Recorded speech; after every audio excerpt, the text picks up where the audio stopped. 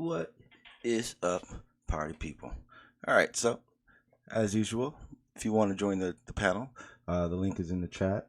I will be doing, like I said, I will be doing the panels from the Discord server from now on. And just jump on in, and I'll get you verified and get you on the panel, and or you can just hang out in the chat. Either way.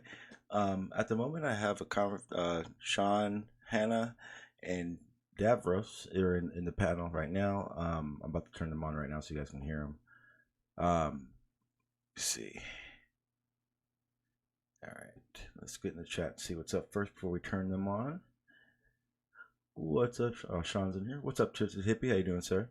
What's up, Manny? How you doing? What's up, Cow, or whatever the hell it is? GPS, how you doing? What's up, Soul Survivor? Welcome, welcome. Hopefully you made it home safe. What's up, Fred? What's up, RT? What's up, Mandelbrot? Like I said, what's up, Fred already? What's up, Darkseed? What's up, B-Ball? How you and the family doing? And Aaron, what's up, man? If you find your way to the panel, leave the troll at home. What's up, Sam? And let's see. What's up, Matrix? How you doing, sir? What's up, RT? I think I said that already, and I think that is it. Hope everyone had a good and Merry Christmas. And what's up, Amy? How you doing? Hope you guys had a wonderful, wonderful Christmas. But yeah, let's jump into the subject. I'm going to. All right, yeah. So Jose, make sure you share that link, and then that way everyone can just jump over there and watch it. It's only 5 minutes.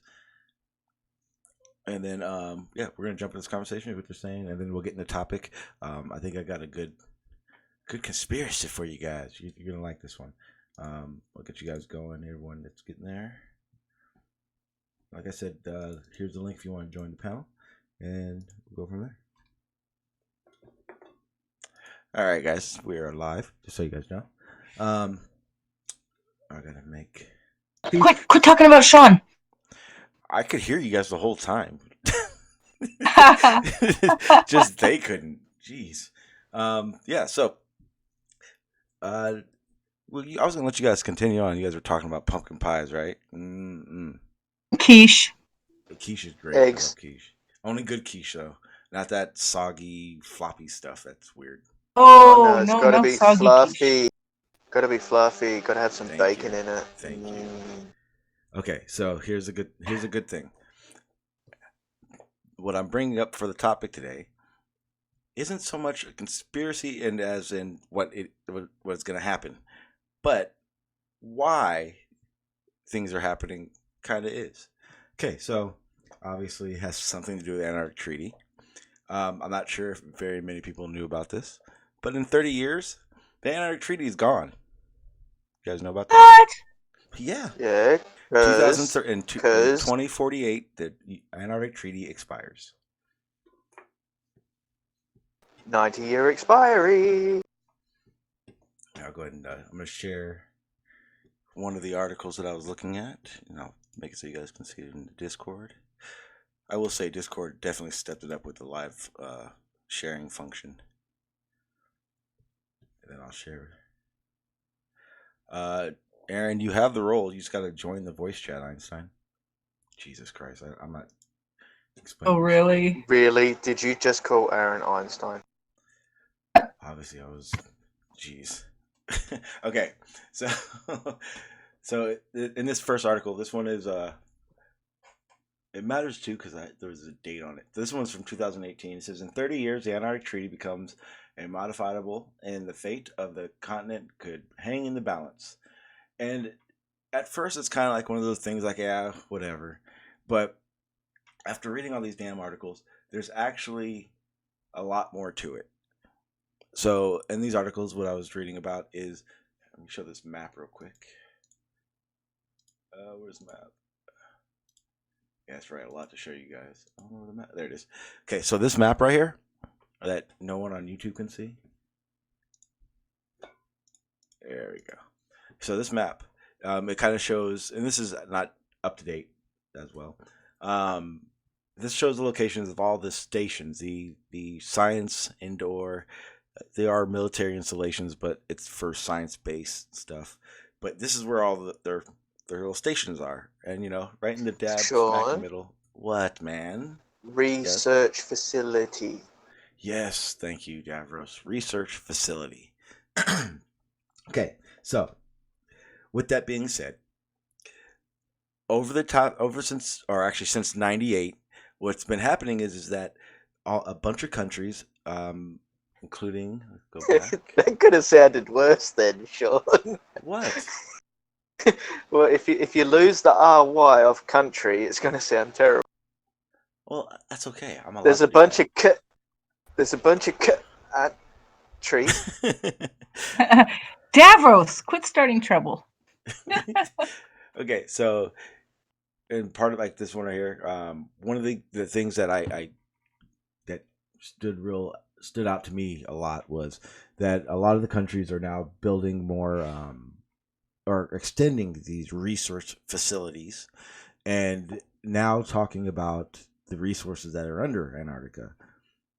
We obviously all know about that. That's not a secret. We all know that they've done the research, and we know there is an abundance of fossil fuels, renewable fuel, whatever fuels, under Antarctica.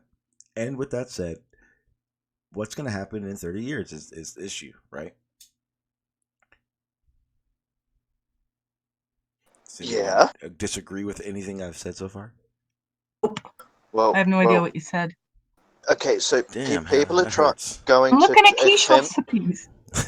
People are gonna attempt to exploit Antarctica the moment the treaty is up. Is that about the gist? Yes, in a nutshell. And then, but here's a question: if that were to be the case, who gets first dibs? Well, that would be the people who own the land of which is being disputed. Antarctica. Yep. Well, okay. Remember, let me. I just found a map of it. just before the stream. Because I saw the Antarctica, so I started researching and looking up stuff. So give me a second. This was something. This was about something else. But let me share the link here.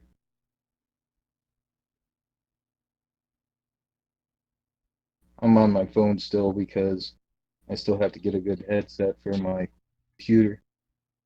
So.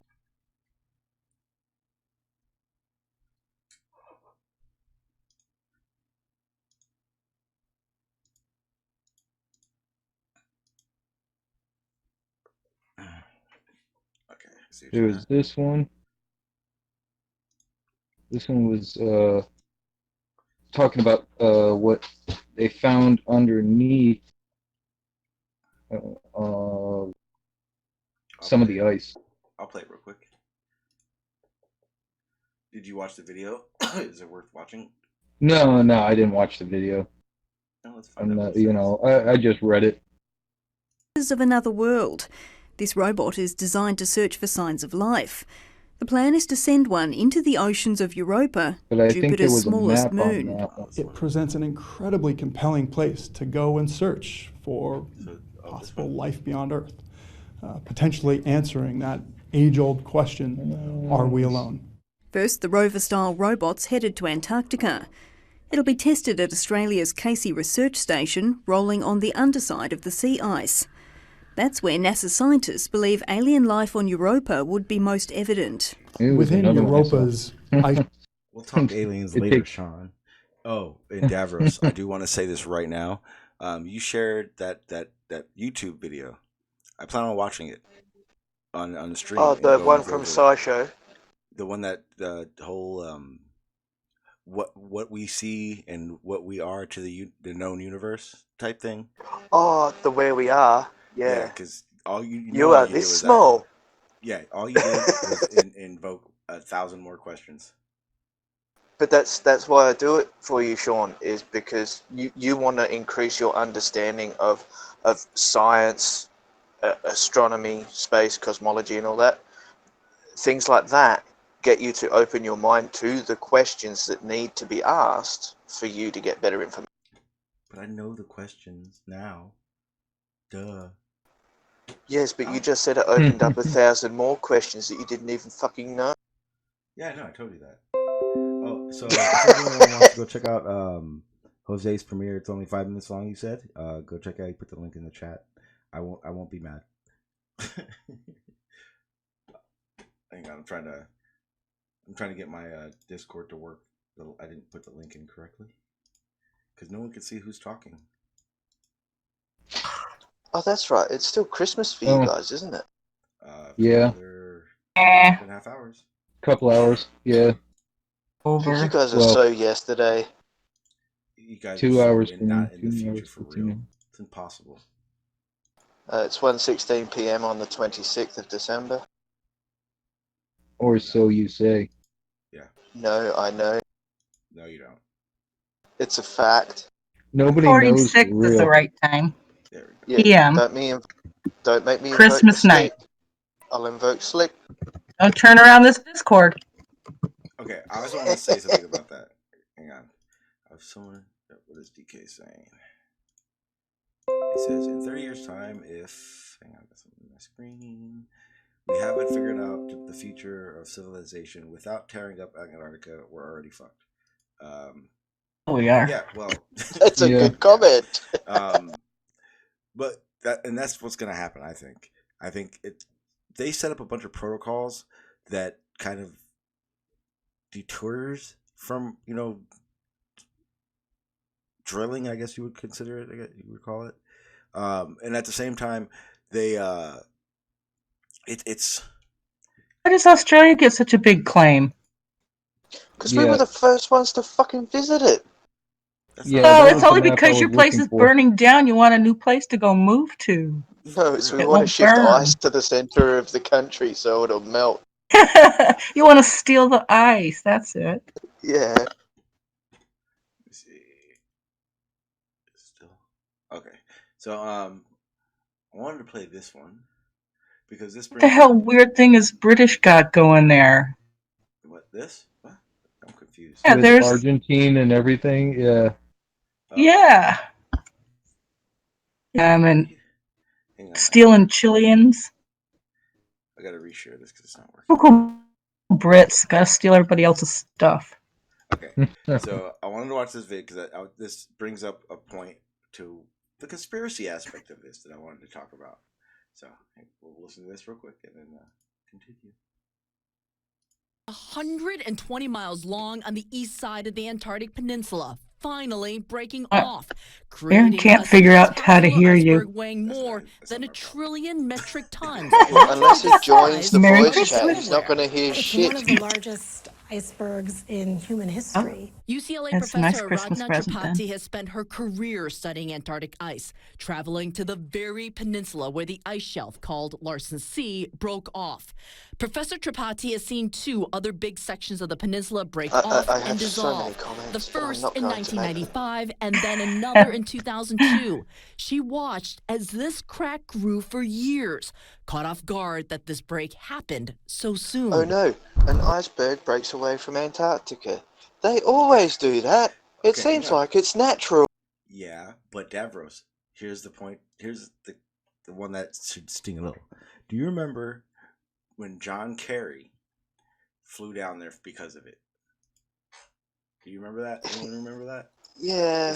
Yeah, because he's John Kerry Antarctic visit highlights a continent and climate policy under threat.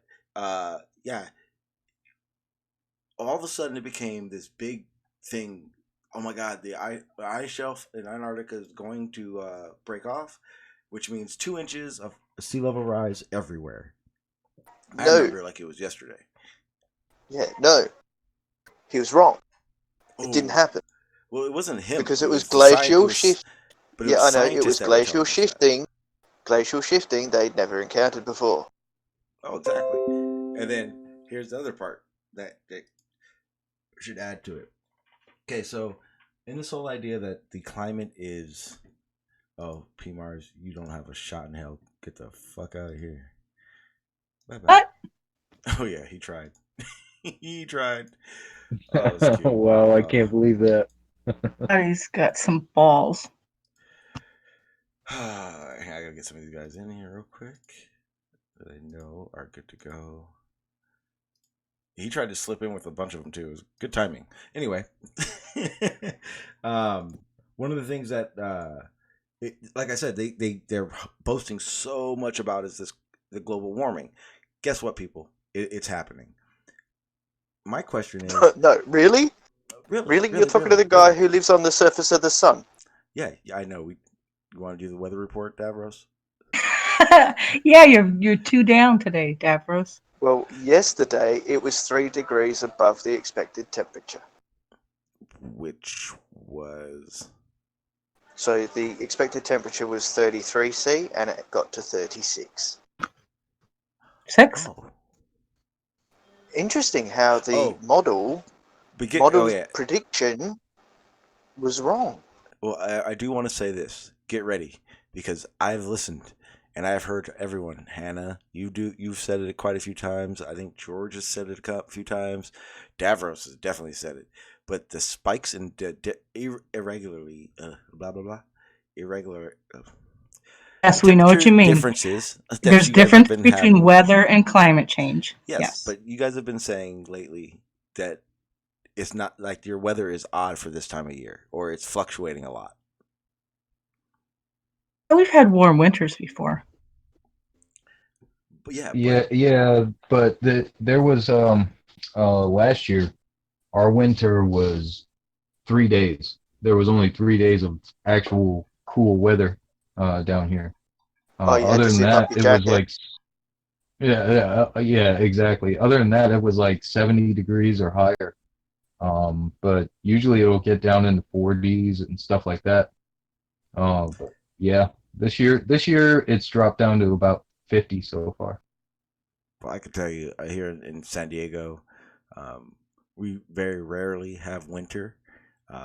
We have some rain sometimes. In December, we usually have tops 4 inches of snow in our mountain. And we haven't had any snow yet. You talk about weather extremes. Well, I'm telling you, we don't have weather extremes here in San Diego. I mean, it's rained over the past week, and that's extreme. And I'm not talking like torrential. It's like sprinkle every day. It's getting terrible. It's so bad. But yeah, like I was saying. Yeah. But what was it?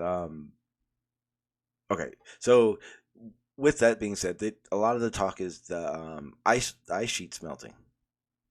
And a lot of people don't know what that is, and it's not quite the common practice to explain. Because what happens is when I've talked to people about it, they make it seem as if the actual ice on land is melting, or how they don't understand they don't understand the difference between the ice sheet and the continental shelf.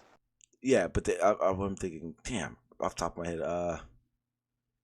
the fucking really, Sean, really drawing a blank. Hurt right yourself. I haven't even smoked that much. That's the worst part.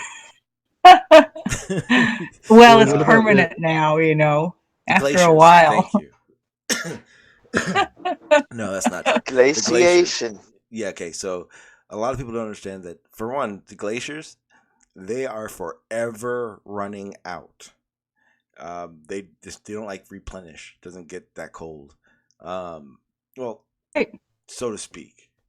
I don't want to. Frost is melting. Yeah, it's going away. If you guys looked at it, let me see if I can find one quick. Like the shelves or how they slide, there is an endpoint, and yeah, we have a lot less than we used to, and that's also what I wanted to question about, because what metric of it is being measured as if to say this is what's melting and this is what's retreating back to the sea. You know what I'm trying to say? Don't quote me on this, but this is just the rough estimate. Is that so? From what's being lost, only 2/3 of what's lost is being replaced. But that's well, I get that, but that's the other thing. When they talk a lot about the ice melt, they're talking mostly about the Arctic Circle. and that's a whole different animal because people don't Oh realize. no. This is both. This is both together, added together, But right? So what's being lost in the north? But isn't Antarctica actually growing ice? Yeah. But that's the thing, right? So the amount being lost in the north is greater than what's being replaced down the south. Yeah. So And that's our also. albedo, Mhm. our albedo is decreasing in the northern hemisphere. Okay, I see what you're saying. Yeah, and that was what I was going to say because a lot of the people that look at it and go, climate change is fake. Well, they're looking at like the Arctic Circle, for instance, and the Canadian, the Canada outlets and everything around the North Pole that does freeze up every year. They're looking at that and going, no, it's growing. Because if you watch like the time lapse, it shows a lot more ice. Unfortunately, it's not the same. There's ice that's always been there. You know, there year round, which they call it old ice. And then there's the stuff that freezes up every year, and that's the new ice.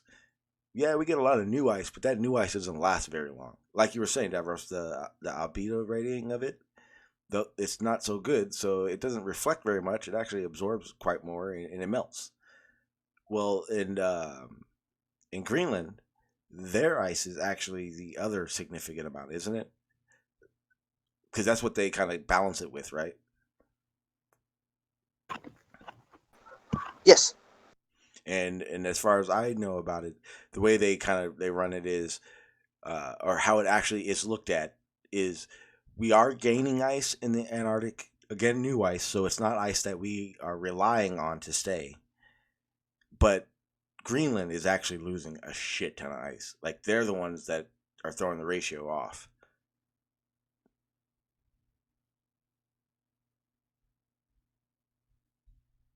You should stop that. I would say so. I would definitely say so. Now, here comes the conspiracy part of this. Okay, you guys know that I do a lot of research into the solar radiation management.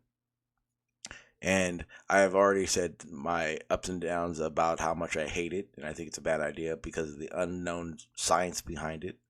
And one of the big aspects of that would be observing a volcano doing this, its ash clouds, seeing that it does change climates. It actually, Mount Pinatubo, you guys probably heard me say this so many times, Mount Pinatubo erupted, and it actually did change over a 3-year span. It changed a lot of the climates in the northern hemispheres. And they took that as a good idea. So what they want to do is the solar radiation management, where they will blanket everywhere on Earth with aerosol sulfate, with a particle level or size that should work, that would keep it there for long periods of time. And in doing so, will basically trap greenhouse gases in our hemisphere still. Again, some does release into space, but a lot does stay here. But at the same time, it's kind of a give and trade situation, especially when it comes to the UV light that actually they're complaining is heating us up. Because as a good example that I can give is that when you put a blanket over your head completely, after a while it gets really hot. Well, that's what they're going to do. They're going to basically blanket Earth with it in the hopes to block UV rays. Well, at the same time, that's going to pretty much make an insulation of Earth using the atmosphere. That's going to start melting stuff. No matter which way you go about it. Now, what if, and I know this has been a problem, and I know you guys will agree with this part. One of the big issues with Antarctica is the depth of that ice, and actually drilling as far down as you can go, within the limits of science and research, right? Well, Right. One thing I definitely know about this is that in that case, what ends up happening is that you end up getting real close to drawing those lines of, well, if the ice melts, then it's less money to drill deeper because it's melting away, the levels of drilling you'd have to do. Now, that does sound kind of far-fetched, but at the same time, what would John, why are governors and and representative countries all making such a fuss over Antarctica, especially when it comes to, like I was saying earlier, the building up of the research stations, and also they're trying to set up different outposts for research of fossil fuels, basically. One of the articles I was going to show you guys, I got to find it again, but they were talking about how China, India, Russia, and a few other countries are now starting to make technology to actually drill for fossil fuels and resources with that much ice and all that, that they would have to actually go through. So that's why I wanted to talk about, hey, in 30 years, this is going to be an issue. This is going to be the topic at hand. This is going to be something we're all going to find out about.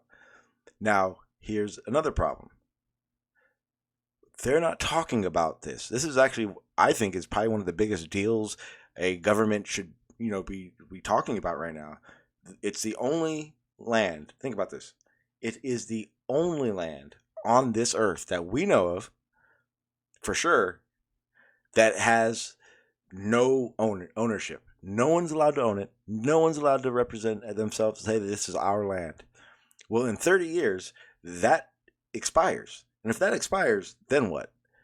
Because then it's going to be a gimme, a grab for land to be able to do all the things they've ever wanted to do. Remember, we've been down there for a very long time. We went down there, and the report was wonderful.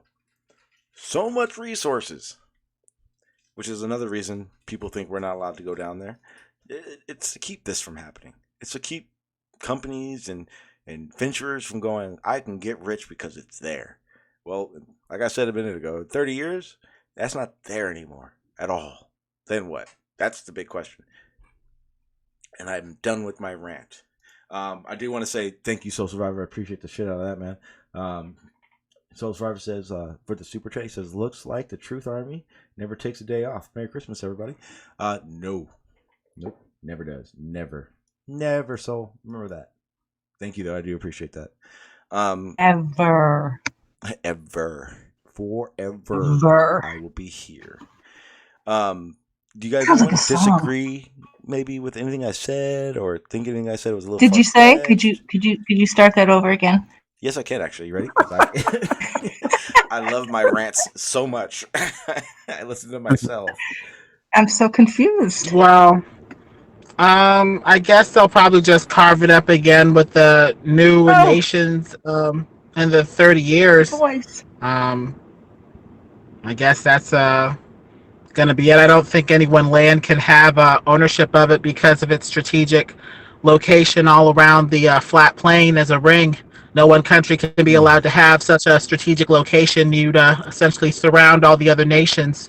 So it would best have agreement nations involved. Real quick, Lemon. Real quick. Okay.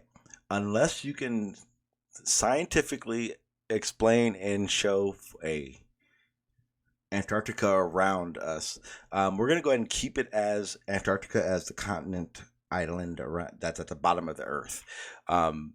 I know you. I know how you feel. I'm not saying you're not allowed to believe that, but I will not have the conversation unless it's within logical reasoning, I guess you would say.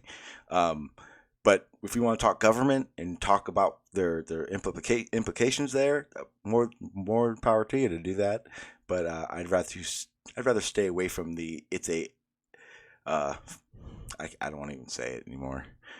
The shape. Let's not worry about the shape in the conversation. I should have said that, right? That's probably the best one. Let's keep the conversation away from the shape.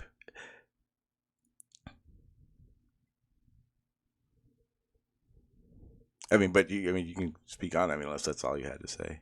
But and since part of that I agree, I think it's going to be a who's the biggest. I mean, realistically, how do you take claim to a country? I mean, I don't know any other way besides one way. Well, that was the map that I shared in the Discord. It showed how it was split up for a claim through all the countries. Okay, I see. Let me get this. I'm gonna bring it up so everyone can see it.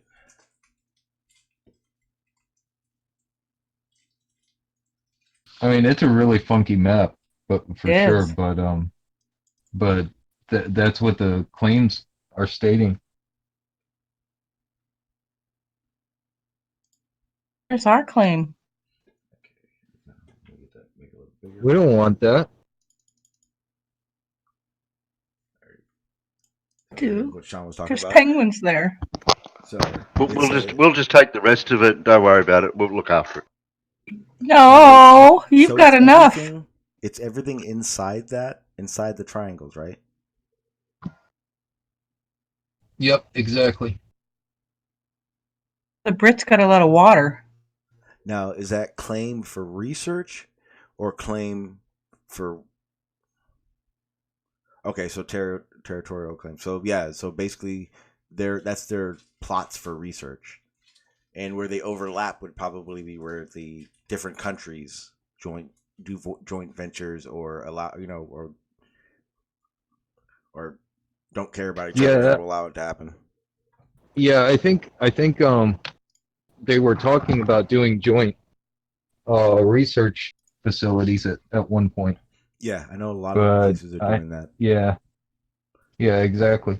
I know, like China and India, they're the ones that one of the articles I was reading were the two countries that were pretty much the newest to the treaty, which means they also, when the mapping of claim and all that stuff, they weren't around when all this started happening. So that's why you're not seeing the China, you're not seeing India's like with these big ass like plots and everything or big claims.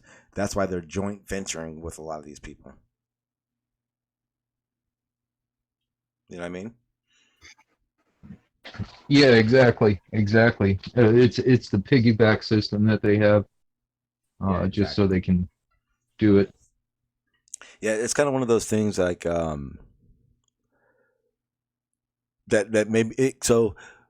I don't want to say it right. So, when there was a time when I was looking into the Antarctic Treaty to see its meaning, basically for why it was there. One of the things that you realize really quick is that they've wanted to keep it pure and non, no military, no military like activities, no industry, nothing like that. They want to keep it pristine. But at the same time, if that were the case, why is what happens after the treaty such an issue? Why couldn't they design a protocol today that extends 30 years past that treaty? Why is that not happening? Because they're I'll lazy. go ask the United Nations. Got 30 years to worry about it. That's why. Or maybe opportunity to make money? Nope. Just making money. Any money off of it. Oh, Charlie should be in make money. Well, like I said, my conspiracies have a long chain of things that make me feel this way. With the geoengineering projects that they want to do, and the aspect of all. So anyone that lives near a coast, you're going to start hearing a lot about fortifying for sea level rise. Like it's big now. Like I looked online and I found at least 10 in 5 minutes talking about sea level rise to the coastal cities and this and that everything they need to do.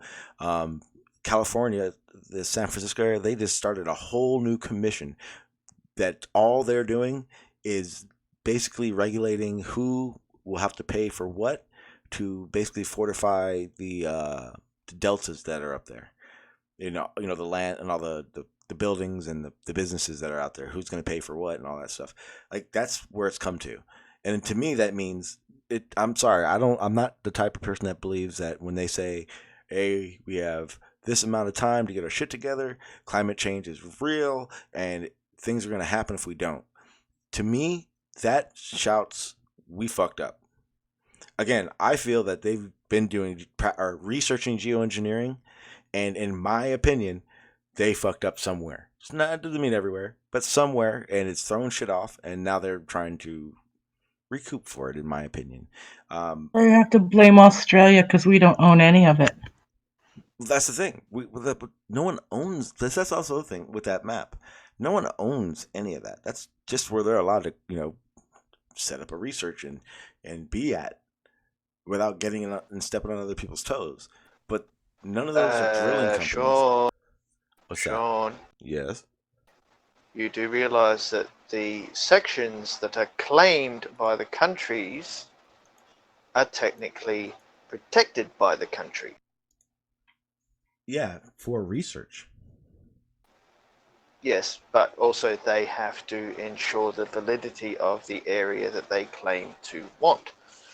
So technically, they have ownership. So wait. So you think that in 30 years, when the treaty expires and someone in their dumbass decides, hey, we're going to allow some drilling, you think everyone's going to go, well, we got our spots and start drilling? You think that's going to happen? No, we'll all be dead by then. No, what are you talking about? This is literally 40 years from now. I don't know about you, you'll be but 78. Yeah, so you don't think that That's Australia. You don't think you're leading up to this, or better yet, your kids. Your kids are going to have everything to do with this. They're going to grow up through this, right? Maybe they have more integrity than we do. Yeah, come on, Hannah. I'm just throwing it out there. I have a son. He's the future as well. Yeah. No, I mean the Australians. They control much of it. But see, that's the thing. When it comes down to drilling, are we going to call on Australia to have our backs? I mean, if you really want to think about it, if you're looking at this map right now, at the graph that we were looking at, it's very clear that America has a very strong foot in that door. I mean, we're friends with everybody. We kiss everyone. Well, I know, but you need to read the whole treaty. There's 90% of it is definitely about environmental protections. Oh, 100%. But that's also why there's no drilling for those resources that are there. No mining or anything allowed there at all. Because that was the reason they set up the treaty. It was 100% for research and to protect that no one goes in and tries to pull any resources. It's pristine nature. But when the treaty expires, there's nothing stopping them from going for the resources.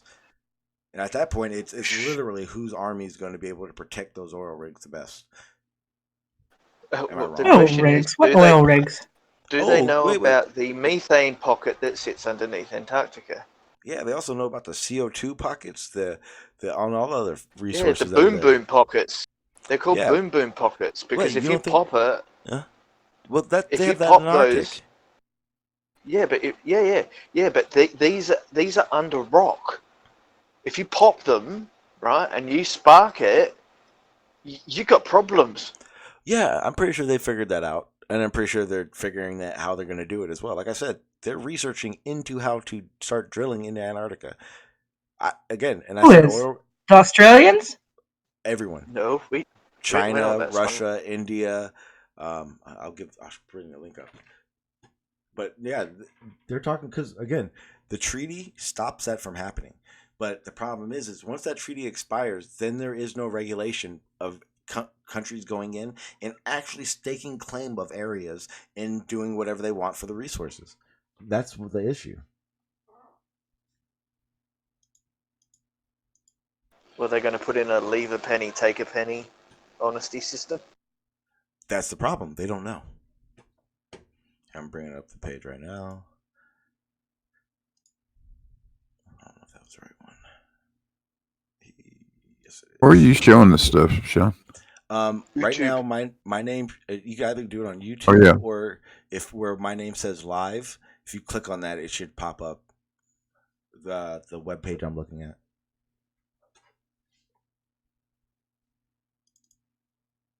Oh yeah, by the way, Sean, I sent you a link to how much it costs to actually go and have a look over the top of Antarctica, and you can do it for about 2,000 Australian dollars. But is that the whole thing? Sean, it takes you halfway down Davros, and brings you back. Davros, why do you gotta talk to me like I should know Because I sent you the fucking link. Davros was like, I give you Sean, information, I tell you expecting something, you and to you should have research, already known and it. you don't research. You don't research what I send I you. don't know. I I sent think you a link Australia does a 45 pretty good minutes ago. job protecting that Wait, continent. when did you send it? Well, let me have a look at the messages, and I'll tell you. Oh, I didn't know if you meant like right now. I was like earlier today. Why you wouldn't trust them? No, wait, what? Australian? Oh, because Yeah. they think they're in their future.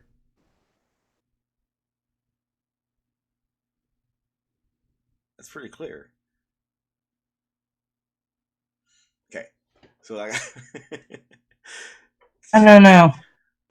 I believe so. So Now, if America controlled it with our wacky ass it'd be government, worse. Oh, much worse. Yeah, yeah, it'd be already sold to the highest bidder. Wait, Trump would already have a freaking hotel on it. Wait, remember when I was telling you guys? See, this is how I know no one listens to Sean. So about 2 months ago, I got on here and I told you I figured out the one world government, and everyone probably laughed. Let me explain it to you guys. I'll do this. Oh, here we go. Yeah. Do I have to pay attention? No, not really. Yeah. Hang on, I'm going to tell you definitely, something. It's not crazy though. It's not crazy. You ready? Here we go. Okay, so with this again, you guys are gonna hate this. The solar radiation management that I always talk about. In doing so, there is an issue with governance of it. Who will be in charge of spraying? Who will be in charge of what areas need more spraying and less? And who's gonna do whatever? Well, they need a governance over that. Well, here's the problem. If the U.S. does it, then Russia's going to worry. If Russia does it, we're going to worry, vice versa. And this is a big issue. Not only that, this can be used as a weapon. So we can't just trust anyone to the task of leading this.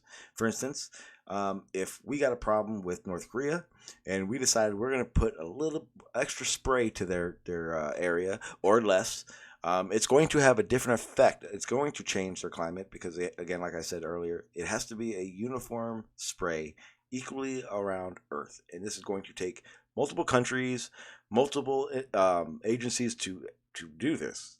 So, obviously. So, they need to figure out, and this is seriously one of the issues they got, is who's going to govern this all? Who's going to lead it? Who's going to make sure all these things are done correctly? Well, what they need is one agency overseeing all. Why they need this? UN, I don't know, but this is the discussion that's going on right now. This is the big issue that's going on with the geoengineering aspect, and this not just solar radiation management. This goes along with a lot of other techniques they want to use. So when I say one world government, I am literally talking about a government that has to oversee upon everyone at one time. Well, you're going to tell me I'm wrong? Tell me I'm wrong. Wrong. I don't even know what you're talking about. Yeah, I know you don't, but you do. Because you're scared. I don't. You goddamn globy yumpies. What are you talking about? One world government? We already have the United Nations. What more do you want? Exactly. Yeah, so if we have the United Nations, then why wouldn't we ask upon the United Nations to do their job rather than in the geoengineering aspect of this, the climate change and everything? Why is it that they're trying to seek some to how to figure out who's going to govern everything? You can't govern everything. It'd be like herding cats. You're 100% right. So how are they going to do any of these geoengineering projects where the unity of all the countries have to be done if that's the case? Okay, you want to hear something else sick that's about it? They made a geoengineering insurance policy that they published and are trying to get passed.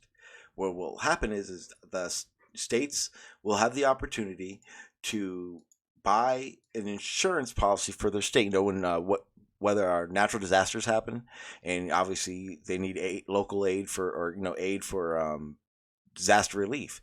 Well, we have something that's set up for that. That's basically how countries stay afloat even after natural disasters. Significantly, you could talk like Haiti. Haiti gets enough aid that they're able to rebuild. Well, this is for geoengineering.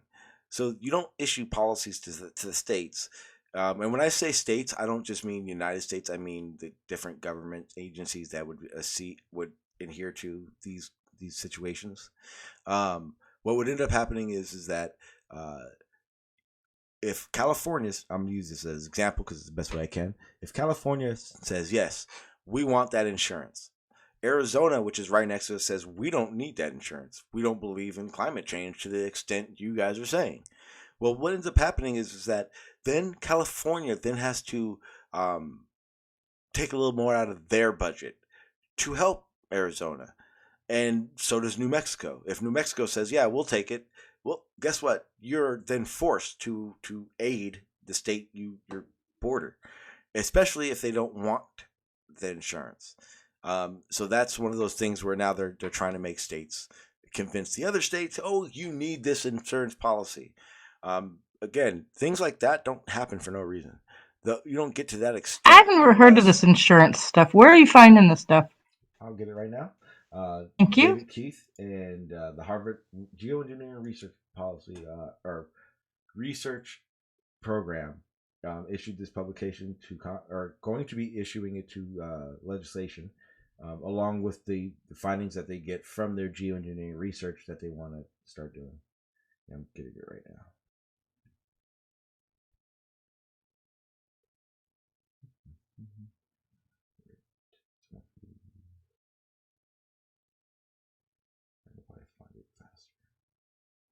Oh, there it is. Oh, damn it.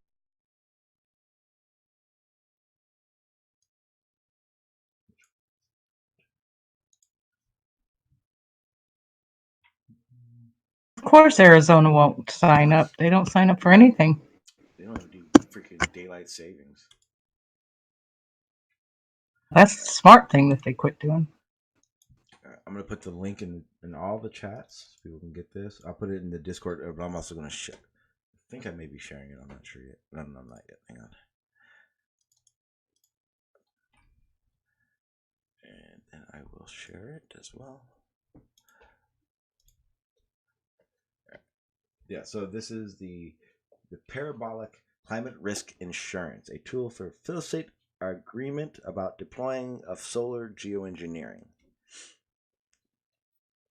This is abstract. Yep. Well, no, it's the whole thing. The whole thing should be there.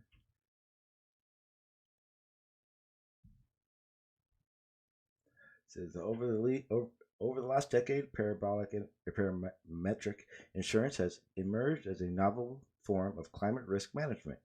It has become development and promoted primarily by the disaster risk management community, led by the World Bank, for whom has been viewed as the instrument and with the potential to help poor and vulnerable. Don't have to read. I know, thank you. You should read it because you have a nice reading voice and you can read good. Well, there you go. Dick Dawson has a nice radio voice. I can talk fine. I just can't read for shit. That's why I like to rant. When I rant, I don't think so much. It's wonderful.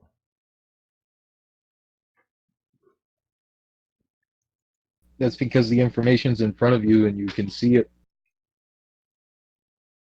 Well, most of the you know what I mean, and you've been researching it before, so it just comes out a lot easier.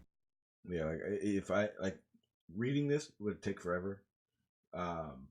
This is the one I want. You should read, Hannah. The disagreeing about deployment. That's what I read that. Yeah, I suppose the state decides to disagree and doesn't want to participate, but look what happened with Puerto Rico. We don't even fix our own shit. Yeah, I mean, and that again, that's a serious issue too. All the above is serious. That's what I'm trying to like. It's like, for instance, that's not law. Just so I'm putting it on YouTube so people can see. It's not like a law that this insurance is out there, but this is what they're pushing for. And in my opinion, you don't push for something like that unless you know the risks are risky. Oh, just regular climate's risky. I mean, hurricanes like crazy. But we have an insurance wiping out little countries. What was it that I was saying? The parametric insurance. That's like what Haiti gets, and like you were saying, natural disasters. Well, now they're adding something to it, which is specifically for climate change. Like, if geoengineering fucks some shit up, this is the insurance you need, because the regular natural disaster stuff isn't going Yeah, to work. it's environmental insurance, isn't it?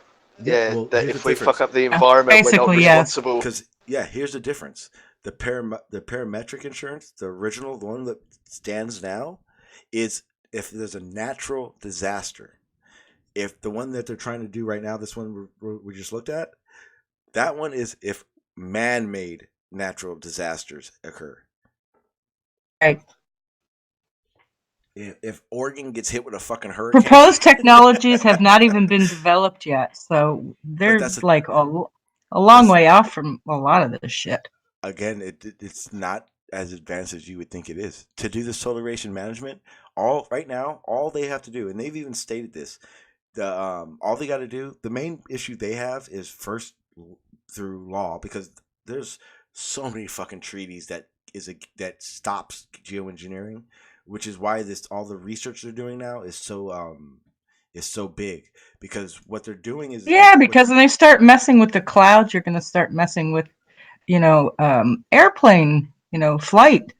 Well, that's the other thing. Travel. This is going to be in the stratosphere. This is going to be very high up. And the main issue they're having is getting it through. Talking about cloud thinning. No, well, that's one. Well, that's more of a cloud seeding thing.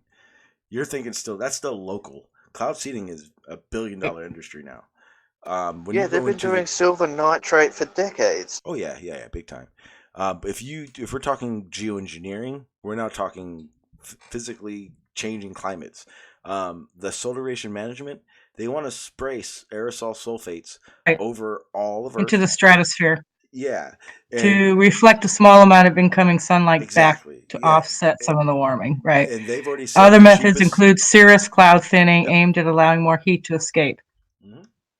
Cirrus clouds, that's at the level where flight has to happen. So if they're going to mess with that, messing with an awful lot of well, you just lower industries. The flight deck. You'll lower the flight deck and raise the price. Oh, but that increases fuel consumption and that's why you got to raise the performance. Turbulence.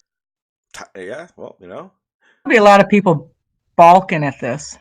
Oh, well, not very many people know about it. That's the problem. Yeah, I blame Sean. Oh, right, because it's still at the very early planning stages. But I blame Sean for not getting the message out. What I was talking about with the whole governance of this, that's the only thing stopping this right now. That's the only scientific knowledge about solar engineering, geoengineering remains limited. So the proposed technologies have not been developed, and debates over their legal, political, and ethical implications, as well as their costs, are at the early stage. I can now show you reports from the same people, David Keith and that and the other guy that he does this work Rick, with. Morena Cruz, Rick, and Keith, that are talking about how the dispersing of the aerosols is easy. It's cheap. That's exactly how he says it too.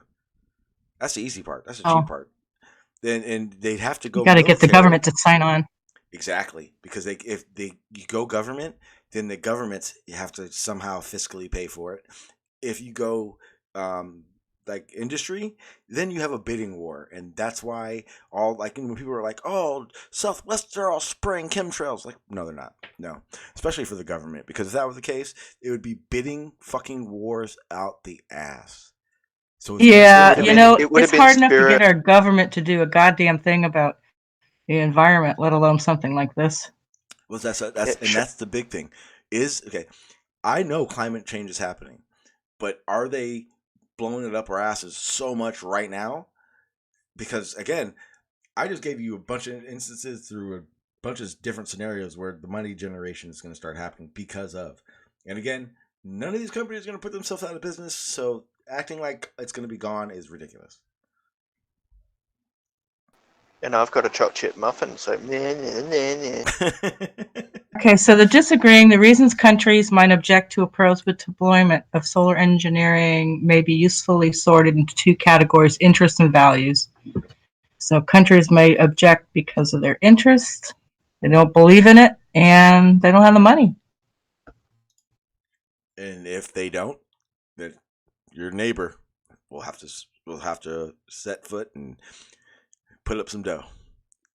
And that's kind of one of those damned if you do, damned if you don't situations. And in this clause, I'm not sure if you read it or not, there's actually a little section in here that explains how, if you need to, talk to your neighbor and explain how they need to sign on to this rather than not. Like they have. Well, here he also talks about how even though you could implement this within a single country, it doesn't work very well. Unilateral deployment is implausible in practice. So same with the states. Yeah. So there's no point in doing just one area and not the rest. And exactly, and there's the governance of it. How do you make sure our neighbors do their part? And again, here's I don't know. How do you make them pay their taxes? They don't do that either in the South. Well, you can't. We support most of the South. Well, that's the thing, you can't. So one of the things, there are already countries that are said, we want no part in this. Leave us alone. Can you define South, please, Hannah? Because I'm not talking about you. No, that's what I mean. Some people might not understand who you're talking about. Well, there's some of the southern states, or the less like Mississippi and or the redder states that don't have the tax money coming into the government compared to the bluer states. So for every dollar that we put in, we get like 25 cents back. Because it goes to those states to pay for their social programs. Exactly. But imagine to a much larger scale. Because again, and this is the big issue. The research. They don't have a clue, and they're rushing for all this shit now. That's an issue. That's why it No, I don't know if they're rushing because there's so much red tape. Okay, well, to go through. Over the past 30 years, we know, and it's no secret, whether it be the Exxons and the BPs themselves, or multiple studies that have come out and talked about CO2 rising, greenhouse gassing, global warming, but realistically, no one's heard about that. It wasn't out there. Over the past 3 years, it literally is everywhere. Mainstream is now talking about it. And to me, it's either going to be two things. It's either a serious situation or a blanket over our eyes. And when I go blanket over your eyes, then I got to find out what the fuck could they possibly be even hiding anything. But again, I am in the full acknowledgement that all these different solutions I've been talking about and different aspects of why I think these, like the treaty in 30 years is going to be an issue, is because of the money grab. I literally see 101 ways for all these guys to continue being billionaires while they're selling us something else.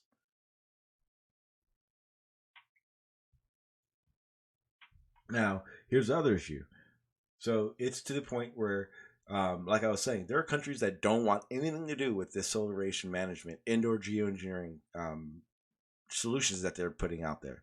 So now it comes to the aspect of what do we do if counter geoengineering operations start as well? So what if Italy says, fuck this, we don't want nothing to do with your geoengineering?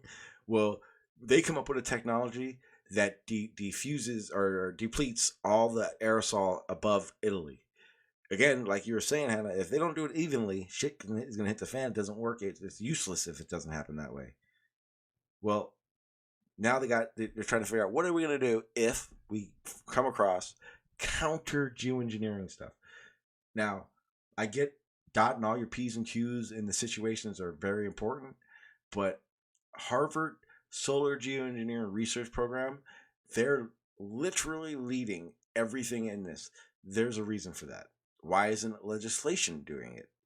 Why are they keep leaving this all up to one entity who, by the way, I know it's kind of oh geez, another one, but yeah, Pfizer, they're the leading investor on this whole project. This one project we're looking at right now.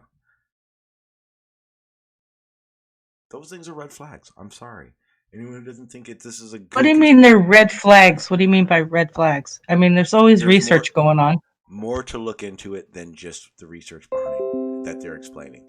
What do you think is the golden conspiracy here? With the solar radiation management, it being a blanket over the Earth, it traps the CO2. Where's the I'm talking about the research that they're doing. You seem to think there's some conspiracy going on here. Okay, because the research that they're doing is to do the solar radiation management. What they're going to do is they're going to do a small scale research project, take the findings and the data that they get from it, pass it to legislation, who will then start trying to eradicate the treaties that don't allow geoengineering. So what ends up that's a deep and multi-layered thing that doesn't happen very easy in politics. That's what I'm trying to say. Going from a research project to going to having these countries sign on is. But that's the thing.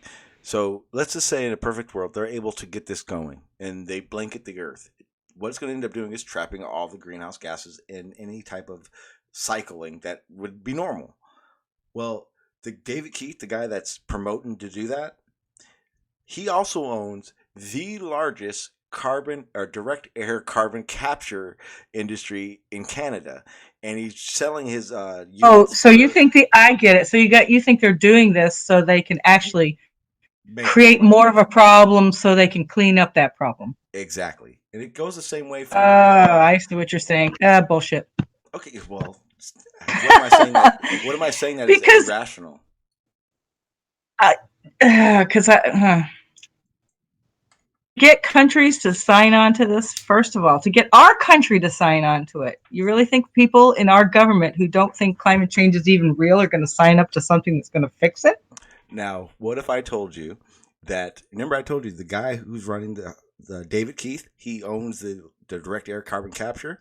Well, they're also doing innovating projects like the scrubbers and, I forgot, the EOR, the oil recovery that they use the CO2 with. So what they're doing is they capture the CO2 with these machines. They use it in oil fields to extract 30 to 80 or 30 to 70% more oil, and then produce it out into the mainstream again. So there are companies that went from went 1,000% in barrels per day due to using the oil recovery of these carbon capture. The companies that are doing this carbon capture are only petroleum and oil companies and fossil fuel companies. I'd have to do more research on this actual project, who these people are. Mm-hmm. Check up NPR. I mean, they're in Massachusetts. You could actually go there and talk to these people. Oh yeah. I have plans to. I actually got done. I talked to a geoengineering professor about 4 weeks ago. I'm doing the editing. I'm going to do that still. Well, my daughter's in civil engineering and the environmental indoor air quality. I can talk to her about if she knows anything about this stuff. Yeah, absolutely. Yeah. Getting someone on. Wasn't such an introvert. I tried to get her come on some of these shows, but she's she's the opposite of me. Yeah, I used to do that too. But she doesn't like to speak. It doesn't have to be live, or you can just tell her it's not live. Well, she's done. That's what's so silly. She's actually gone to conventions and has had to speak at a convention on her projects, on her research. Maybe it's because it's like there's no faces. It's just like you're staring at. Well, it's because her mom. It's her mom's friend. You know how that goes. She's only 22. Okay, yeah. Well, hard as all get out, but. Yeah, but it is one of those things. Like I said, it's not something I'm going to tell you. They're doing it because of. Again, they're just red flags to me. I mean, she's in that industry, so she went to a convention, and I think it was in Pennsylvania. All the building industry and environmental, and all those things are going to play an aspect to it too, especially any coastal cities. Like I said, they're really all prepping for a sea level rise. And to me, let's just say we had a sudden shift in climate and our sea level started to rise. It just happened. The first thing they would do would obviously start fortifying seawalls and destroying houses that weren't going to make it, blah, blah, blah, blah, blah. Well, that's what they're doing right now, and to me, it's a red flag. I mean, it's not like we've been going all this time and we're like, we need to fix it, we need to fix it, we need to fix it, and then oh, okay, well, we decided we're just going to start fixing everything right now and trying to get all these solutions going. When in reality, I think it's something. There's a reason they limber, and then all of a sudden everything's all helter skelter. We need to do this, we need to do that, and to me, that's just all helter skelter to block the reality of what's happening. In my opinion, they got money on the brain, and that's just. I think that's what it does. I think that's what happens.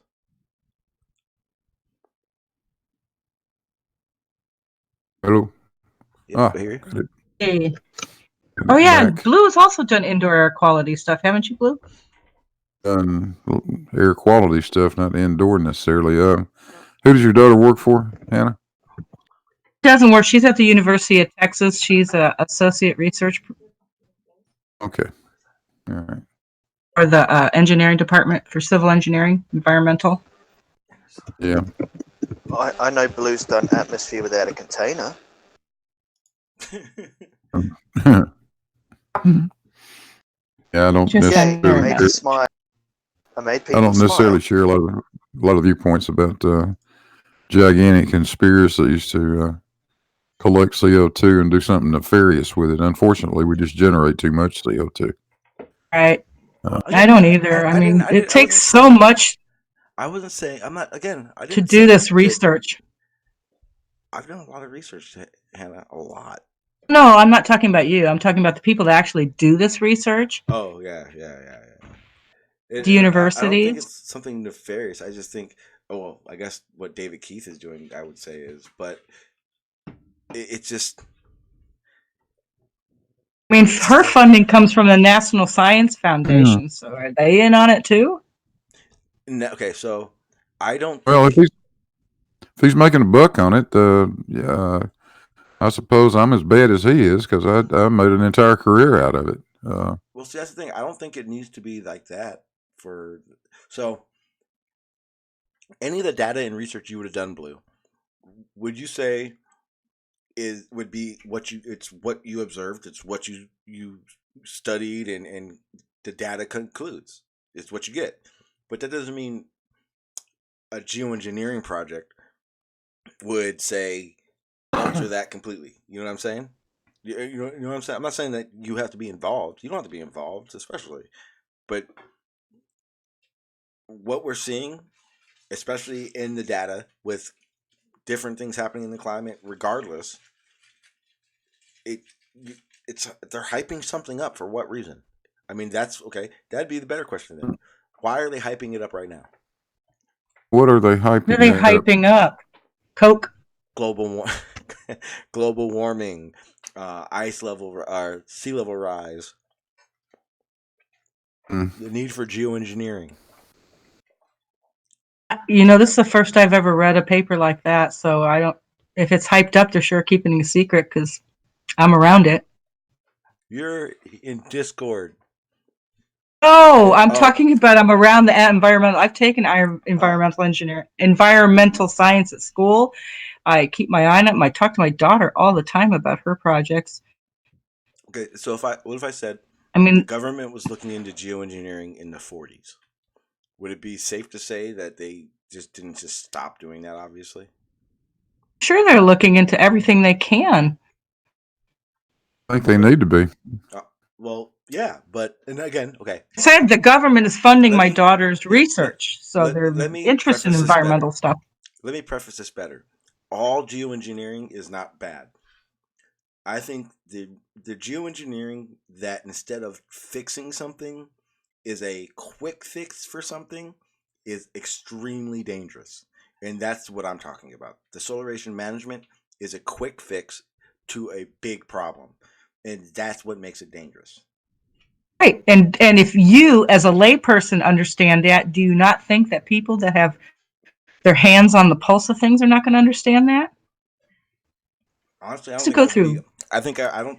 I'm not saying I'm a scientist or like any kind of authority to it, but I would say I know a lot more about it than I'm not questioning your ability to understand this, Sean. I'm just saying that you are understanding that it could be a problem. Oh, okay, I that see means what you're saying. other people are understanding that it could be a problem. So for every, hey, let's do this, it's a great idea, there's going to be the person on the other side. That's what scientists are all about, pushing back and saying, well, have you looked at this? Have you looked at this? And I got Yeah, There'll be pushback. I have a rebuttal. That's what There are scientists. that's what research is for. But there are Exactly. scientists out there that are very against any geoengineering experiment being done for the reason of not knowing what will happen. And this is, I mean, again, not conspiracy. Guy Alan Davis, he does a lot of research. He's a climate scientist. He does a lot of geoengineering research. He talks about it very adamantly. That is, if we do this, it's a very risky experiment to do. He says the risk outweigh the rewards. Period. Right, and they will take that into account. I mean, you also got to convince an awful lot of people in Congress to pass that kind of legislation. Again, and that's where we're at right now, which is why I'm saying it over and over again and talking about it, because it's at the point now where the more people that actually know what's going on, maybe can say something about it, because it's not going to happen tomorrow. I hope. Yeah, they're still at the drawing board, even on the ideas. But how fast does Congress also, get shit going? Oh, haven't you heard about how slow Congress wheels turn? Depends on what it's for, though, right? What's his name? Trump just opened up. Now, we all know national protected lands can't be bought by government and/or by people, right? Supposedly, yeah. Well, Trump opened up 19 million acres in Alaska for drilling. Great. Man, you think he's going to do something against climate change? Yeah, more drilling. Ha! What are you talking about? He exited the Paris Agreement and told him. That's what I'm saying. There's no way he's going to sign on any kind of geoengineering to stop climate change. It's not going to stop climate change.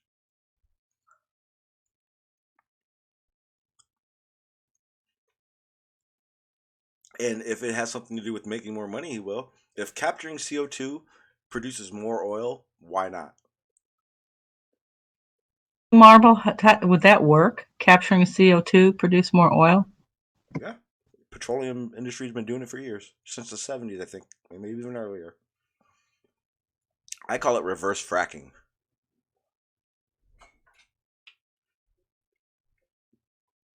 Oh, yeah, that's a big thing. If they're not doing that, then what they're wanting to do is capture the CO2 and store it underground, under 2 miles of the ground.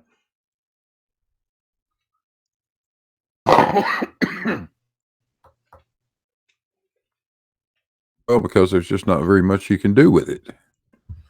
CO2, unfortunately, happens to be a very happy, very stable compound. It doesn't really like to react with anything. Well, the And problem that makes it a real bitch to get rid of. SO2, SO3, those oxides of sulfur they're simple to capture. You can react them with any calcium or limestone.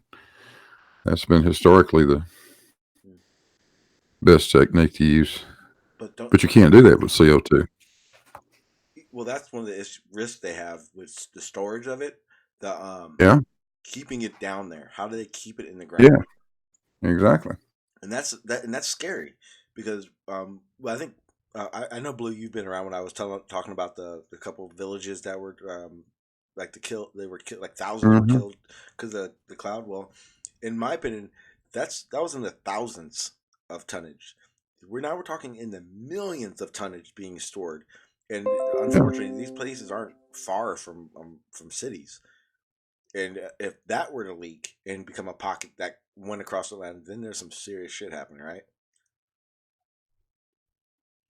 I'd say so.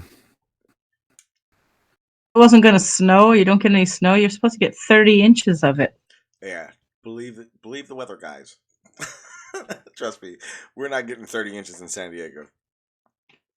Oh, up in the mountains, not downtown. Well, no, that's About a half hour, 45 minutes from where I live. Those are our mountains. That's where our snow is. And they haven't got 30 inches in 5 years combined.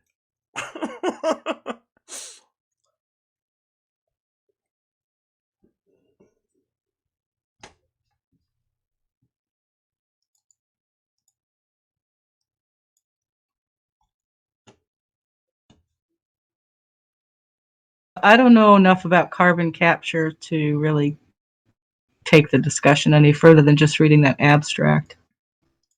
Oh, there's so much more. There's so much. I'll let you know when I'm gonna start doing more because the thing is I don't do a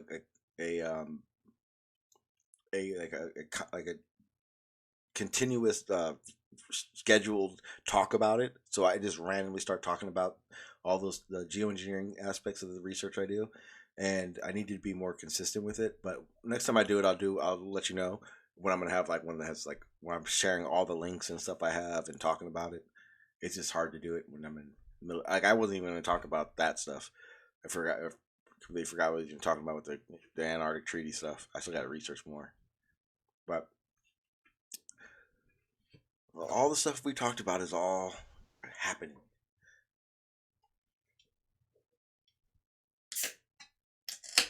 And ultimately, I think if things have red flags, they need to be looked into. Yep, I'm sure they are. That's all I want to do. I'm not saying this is what they're doing, why they're doing it, period. Because I said so. Because my internet searching is so much better than everyone else on Earth, and I figured it out. They're just red flags. I like to speak on those. I want to know, like Davros, my friend here, said, I like to look into what makes it a conspiracy and look deeper to see if it could be.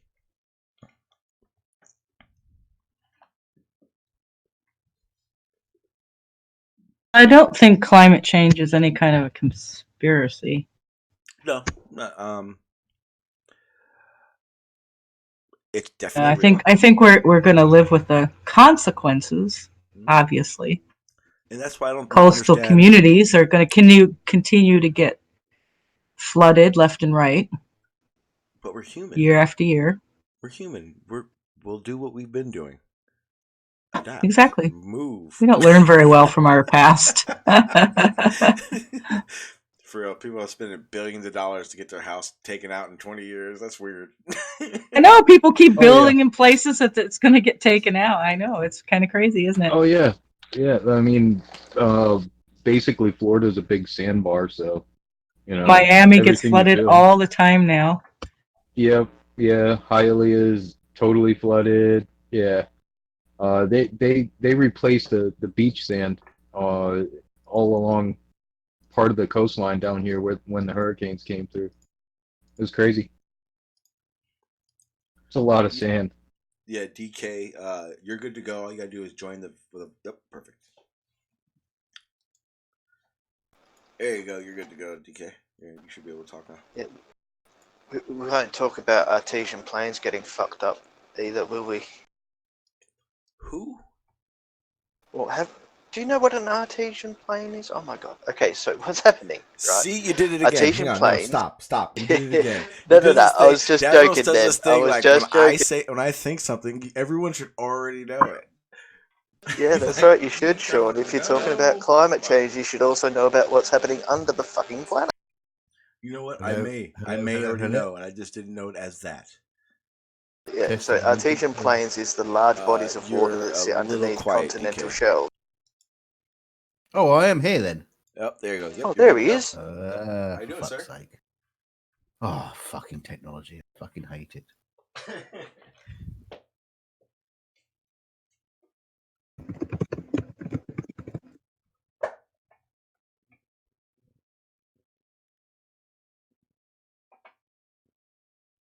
I'm just seeing if I can boost my volume at this end. I'm not too well, if you can't, I can. Again, another wonderful aspect of Discord. I actually have control now. You have control. Yes. But yeah, it's all up to you now. It's all in your hands now. The whole fucking planet is in your hands. But hang on one sec. That's a lot Hannah, of responsibility. If you could convince your daughter to have a conversation about it, that'd be awesome. Especially because to talk to someone that's younger, that's in like you said, in the shit, basically, it does bring a better aspect to the conversation. That will never happen. I've tried so many times. I can't even get her to watch any of the videos that we do. Yeah, Into her own little community. I mean, if you have a kid that age, you would know. They're into their own thing. Well, my son is 12, going on 40, so that's the way she was. But now they're in their 20s and they're going on Genius. So I get that. Yeah, I can't wait. She plays her Magic, Dungeons and Dragons, and when she's not at school. Good for her. God, she's part of that group. Oh yeah, she's a super nerd. So what's wrong with that? What's wrong with that group, Sean? What she would do is she would watch a Star Trek movie and have opinions about the lines that they said in the movie. I'm not sure. Because I walked in on this. Oh, I wasn't talking about Star Trek. I haven't seen it yet. Well, I caught a bunch of the people that we all know in a live stream. Oh, yeah, that was right. I remember that. Yeah, we were there. We were actually discussing physics in the part of it. I didn't hear one physics part, Sean. Well, that's because you don't understand, Sean. Yeah, we were talking about the transporter for a little bit. I don't think most of those people had any physics background, though. Well, the question is are you making a clone of yourself when you are stepping into a transporter beam? Also, does your memory? No. Also, how does your memory move from one position to the other via the transporter? No, stop. Right. Time out. Hannah, what they are doing right now is they are lying. They're liars. How do I know? Because you guys did not talk about transportation for 2 hours. And that stream lasted for 2 hours. And you guys critiqued. They stopped that video every 30 seconds to have a critique on a line or speech or quote someone said in that movie. I'm guessing you've never done a movie review before, have you, Sean? No. I was only in there for about 40 minutes, I think. I don't know. I was driving. I saw you there. I saw Davros. I saw you there. Yeah, you were there too, Sean. You know what? Yeah. Let's talk about it then. AT. Yeah. What's his name? AT2. AT. What's it? I don't know what he goes by, but it's AT2. Everyone should know AT Productions. Yeah. Yes. It was on his stream, and they were watching Star Trek. Every Which one, 30 to 45 seconds. I have no clue. Which one? No clue at all. I've never seen a Star Trek movie in my life. I just talked to her, Sean, and she said she's going to be working on a project with aerosols. See? And that's the other thing. All the NASA chemtrailing, that stuff's true too. Satellites aren't like godly. Like they can't just make shit look like shit. They need to spray something that will register in a satellite. So some of those spraying does happen, but that's also so high up that it's not affecting us at all. And she agrees with you. Here's my conversation with her right now. Oh, okay. She's in between projects. She did a modeling project. She works on HVAC systems, but her next project's going to be with aerosols generated by plant life, mostly trees. I told her who I was talking to. She goes, "Oh, yeah, I don't know, man. When we try to fix things, we often make them exponentially worse." Yeah, and that's and a lot of the scientists that are out there right now that's exactly what they're saying. They're saying it's too much too fast. they're leading themselves into a disaster, is what a lot of them were saying, and that's the big thing. They're really trying to push this shit through legislation like ASAP. The problem is they can't find a place that will give them the okay to do it. Their original spot was in Arizona at the Space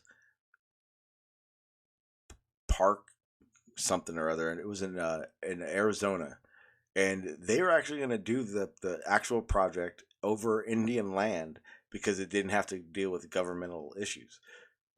Again, it's from an article, so it's not the most concrete, but now they're doing it in New Mexico, and here the rumor is in all the articles that basically they're having issues with getting clearance from FAA, and in the actual research part of it, not the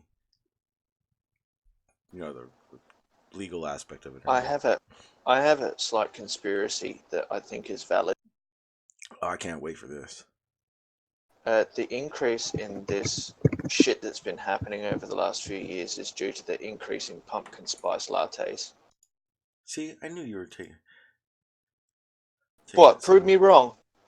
Go on, show me wrong. Show me that I'm...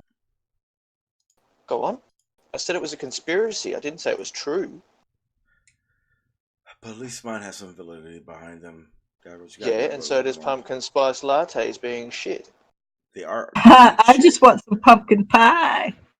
Yeah, you were talking about that earlier. I feel bad. Like, I destroyed half of a pumpkin pie in every too. Like, I made sure. You're like, that's so mean. I tell people, I'm like, is there gonna be pumpkin pie? If they're like, yeah, I'm like, you're gonna save some, right? And I physically try to scare them and threaten them. There better be pumpkin pie because I will end everyone's life. And they listen. So everywhere I go, I get about a half a pumpkin pie, and I'm very satisfied. So it's not cake or death; it's pie or death. Yes, exactly. Give me pie or you die. Thanksgiving and Christmas, you better have pies. Period. I mean, yes, I eat pumpkin pies year round. Duh, everyone should.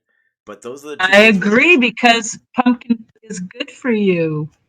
Forget good for you. It's just good. For you too.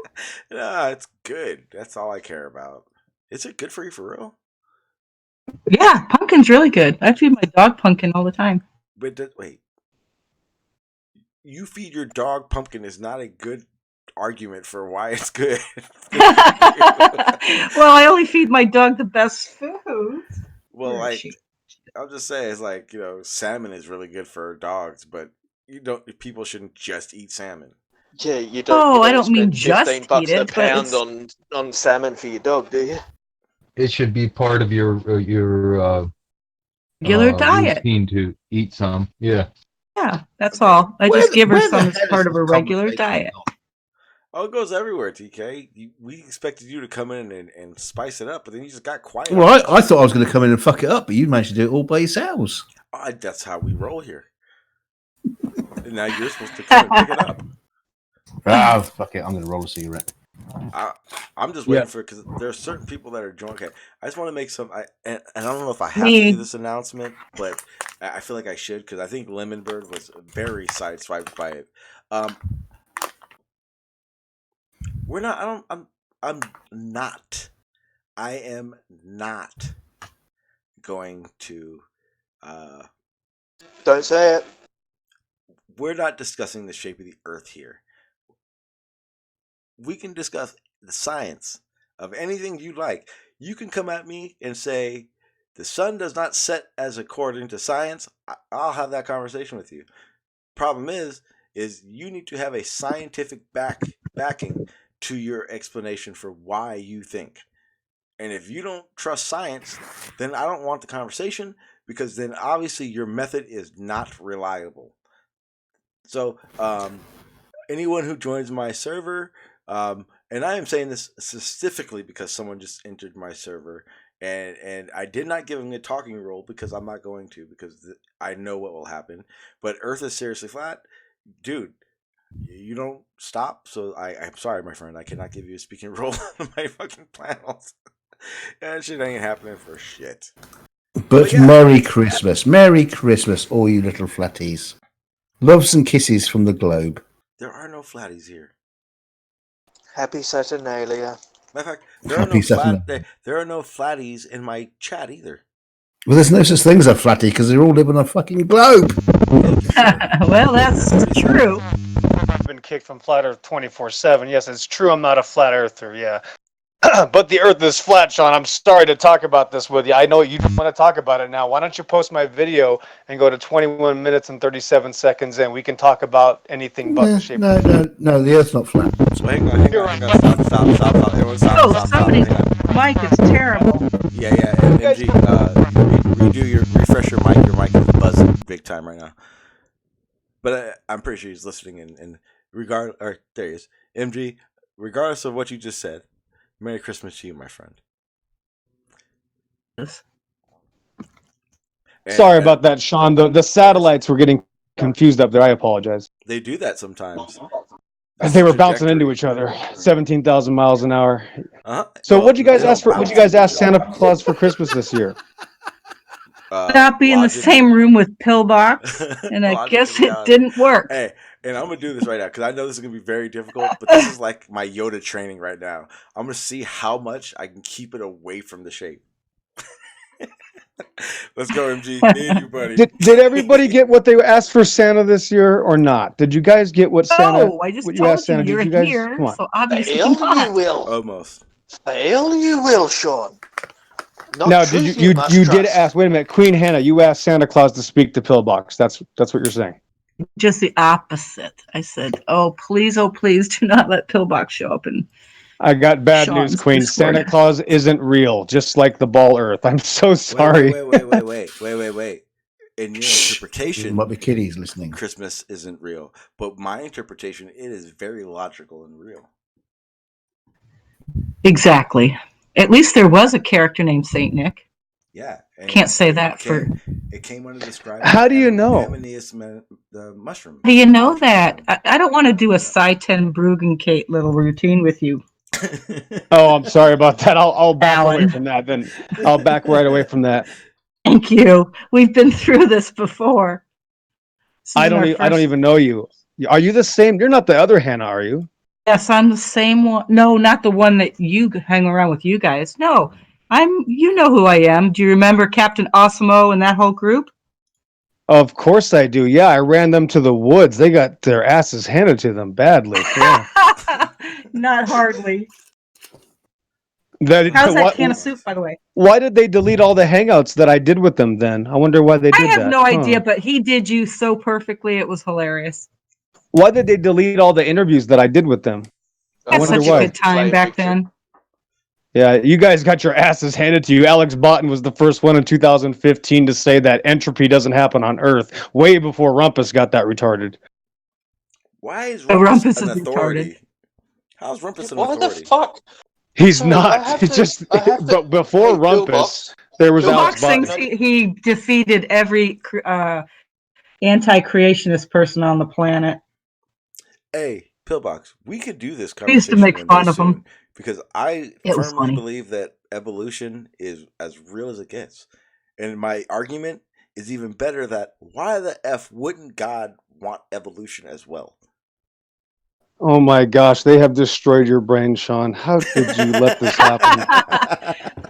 That's Pillbox said he used to call us monkey people all the time. You thought that was really insulting. We don't come from monkeys, though.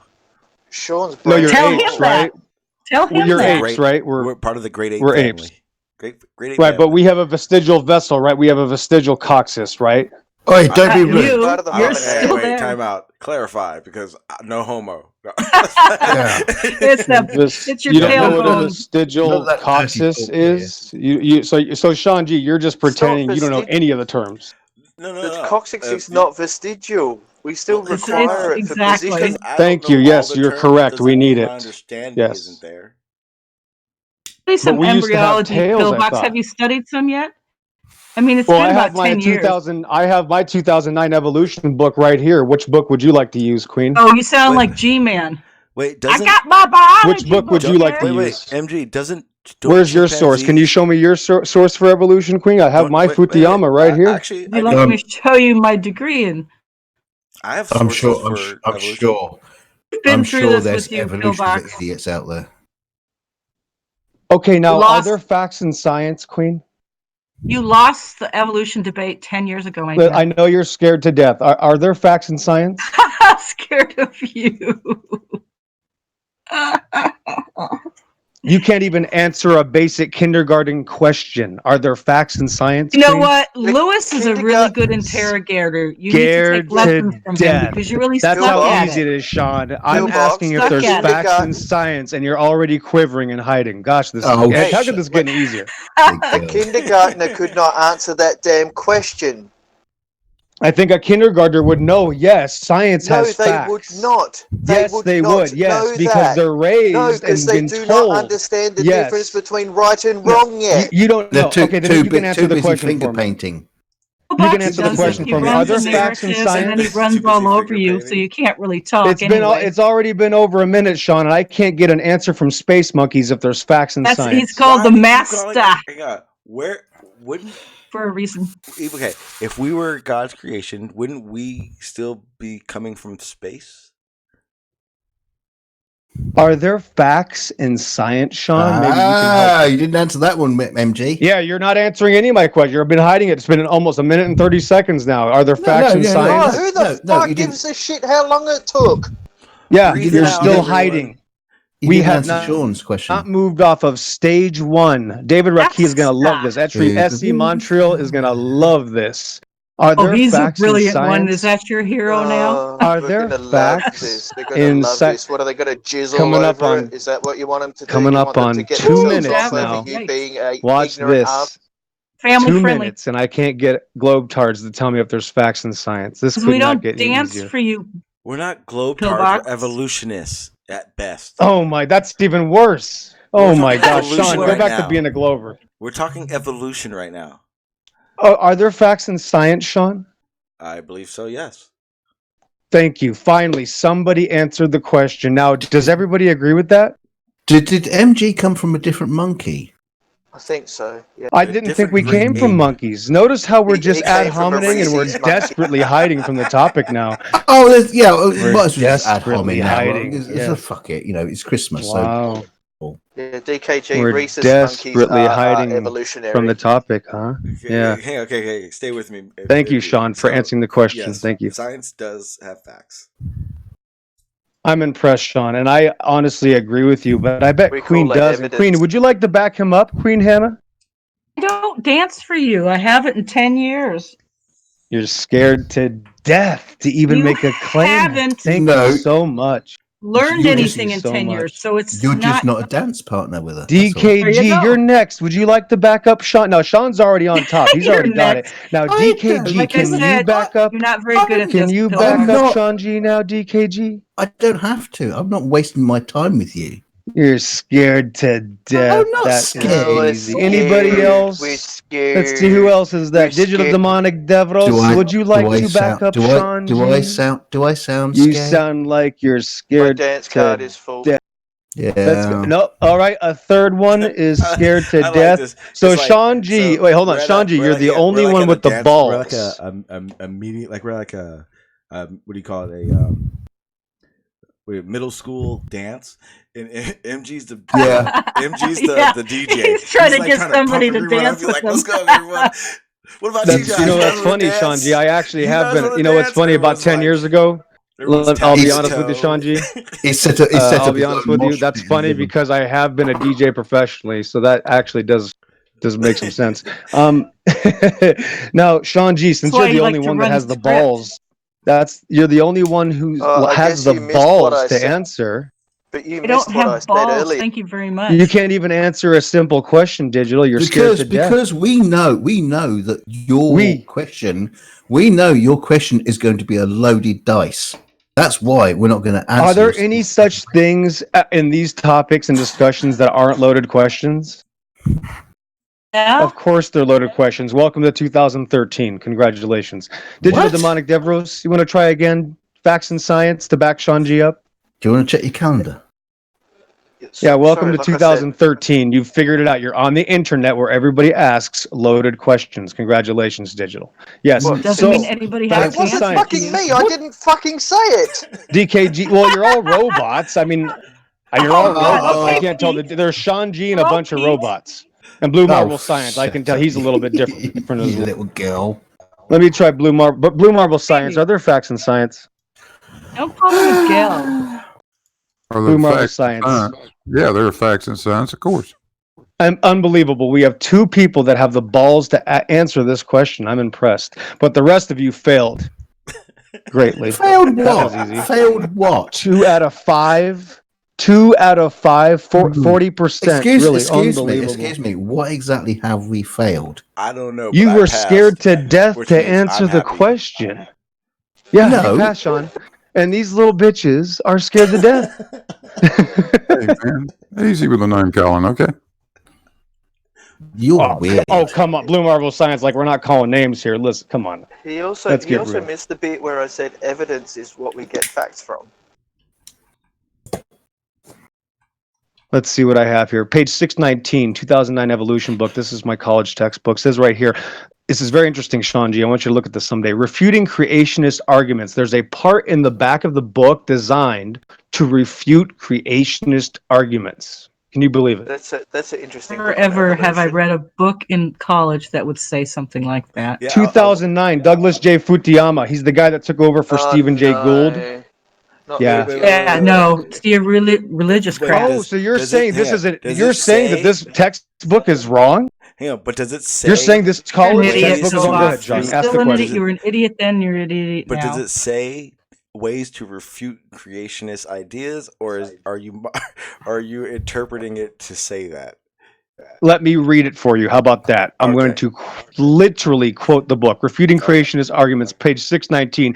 Creationists attribute the existence of diverse organisms and their characteristics to miracles. Direct supernatural intervention, as we have seen, it is impossible to predict miracles or to do experiments on supernatural processes. The headline, 3 words, refuting creationist arguments. Number 3, we'll skip the first 2 unless you guys want to go back, which we're not going to have enough time to. And I'm shocked that you almost had the guts and the soul to let me read this. Hannah, try to be a lady. I know that you're a monkey, but try to be a lady. Evolution is not a scientific hypothesis because it is not testable nor possible. I don't Yeah, hang on. I'm sorry you do, and I'm crushing your soul right now. No, you're not crushing my soul. You aren't big enough nor bad enough to crush I'm my sorry. soul. I'm sorry. I've already crushed you. Deal with it. You tried 10 years ago. You didn't do it. You can't do it today. Yep, I've been crushing your people for 10 years. I'm sorry. That's why you're all scared to death still. I'm still not sure what's got to do with you know what Pillbox is? Pillbox watch is the this. Nathan Watch this. Oakley Sean, watch this. Evolution cannot be proved. Yeah, we can all talk over each other like everybody else does. We can all talk over each other like I'm the one with the science textbook. I'm the one with the science textbook. That's why I'm talking. Shut up and let someone else have a conversation. Evolution cannot be proved. Nothing in science is ever absolutely proved. Look at that. Which science book is this? Wait. But prove and fact are not the same thing.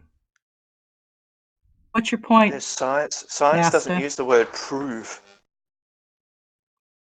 Well, why is it in the science textbook? Because it's not fucking you're science admitting textbook. the college textbooks are wrong. You're admitting It's not a college textbook. I never had a college textbook mention creationism. Oh, so you're admitting they're lying to children. Wow, that's amazing. Well, I'm admitting you are a liar about the book that you're reading. I'm sorry that your brain has been destroyed, Hannah, and I've crushed your demonic evolution religion for 10 years. Facts are hypotheses in which we can have very high confidence because of massive evidence in their favor of the absence of the contradictory evidence. No, he's your friend. Look at that. But you're scared to death. So tell me, what is evolution? What is evolution, Queen Hannah? Everybody. Okay, yeah, well, Not making I'll much give you 30 sense. seconds. MD, you gotta kind of let him, get its words. It's what he's done all these years. That's why I don't go to places that he's at, because it's a script he runs, Sean. Well, I know. This is how he runs. I know, but that's the thing. He's fun. I like to talk to him, And again, like I don't agree with most of anything he says, but he's interesting, and I like the guy. God made evolution. Fun? Look, I'll tell you right now. What is eating pumpkin pie? I've said it many times. MG, you talk a fucking lot, man. But the thing is, he knows it. so I'm not going to jump. No, but how is that any better than Thompson? Yeah, I can't deny That's exactly it. what Thompson No, does. you're right. You're right. Yeah, I'm sorry that I'm your worst nightmare, Queen Hannah. I'm sorry. Not my worst nightmare. You're just an ass. And I'm not going to lie. Yeah, you're right. I was eating. That's just what I was doing. Ho, ho, ho. Flat Earth Data or any of the other obnoxious people that come on and just run the script. Well, here's another one. So what is evolution, Queen Hannah? What is evolution? I'm not talking to you. What part of that did you not understand the first time? Scared to death. MG is our DJ for the night. Hannah, you want to dance? You're going to dance. Dance. Nope, not going to dance. Okay, we'll move on. Well, looks like I already crushed her soul. Who's next? Here. Yeah, hey, Carlos. The seventh wonder of the world is how the hell did you get anybody to marry you? That's what I'm trying to figure out. That was actually kind of funny. Well, there's crazy people out there. He found a lower monkey. I can't even find this book. Oh, don't be perverted. I'll take your soul next. Shit for brains. What were you saying? I was just saying that you believe in evolution, right, Carlos? You don't have to be related to that guy, do you, MG? I don't know who that guy is. So he must be related because he's in denial, Blue. Mm-hmm. No. I'm not related to him. I'm related to apes, right? That's what I'm related to. Well, you're actually related to Hominea, but we won't go into that. I'm related to Hominea, right? And do they have feet or hands on the bottom of their legs? So you don't even know what the word fucking means. Oh, so the person hiding from everything I've been saying for the last 5 minutes is now laughing because I don't know a new age pervert word made up by Jesuits. Wow, I'm really so embarrassed. What will I ever do? That's right. It's their fault. What, a Jesuit made up the word Hominea? Who? Tell me the origin of the word. It sounds Latin to me. Yeah, I didn't know that the Latin people were. Oh, please go on with your expertise with your pseudoscience. Tell me more. No, because you're the one who made the claim that it was a Jesuit word. Okay, so you're scared shitless as well. Okay, so we're gonna move on here. Why is everyone what should we talk? Scared? You can't even answer anything. Every time I ask you for something, you can't do it. You're scared shitless. Literally, Shanji, this is how easy this is. Every single time you ask a retard like this a question, they say, no, I'm not going to because you don't have what it means. What a bunch of fags. Unbelievable. Where's your book? I haven't seen your book. I can't find your fucking boy, book. you watch who you're calling a fag. Now comes out the Blue Marble fag. Science, I will call a fag whenever I want to call a fag, bitch, and you ain't gonna do a damn thing about it. You ain't gonna do a damn thing about it, Blue. Blue, I got it. Going down the homophobic route. Don't go there, man. Don't do that. Don't do that, please. I server muted you because I did hear it. We're all gonna calm down, and we're all gonna calm down this way. I'm gonna have a one-on-one with Carlos right here. Carlos. Okay. I'm calm. You know what? I don't need to mute you, DK, but I can. I said I'm going to have a fucking one-on-one with Carlos. Get on with it. Thank you, sir. Carlos. Yo. Hey, Merry Christmas. How you doing, buddy? Same to you. God bless you, brother. Yeah, so you believe in evolution, right? I think microevolution is possible, but I'm still researching. And if there is evolution, I think God is responsible. So you see, thank you, Carlos. That makes perfect sense to me. If there is a God, why is evolution so negative to it? Because most people would give evolution credit for life, when in reality, God is the creator of life. That's probably. Yeah, well, I don't think I've never read anything that says evolution is the creator of life at all. Well, some people do. I think that's why they are so against it. What do you mean?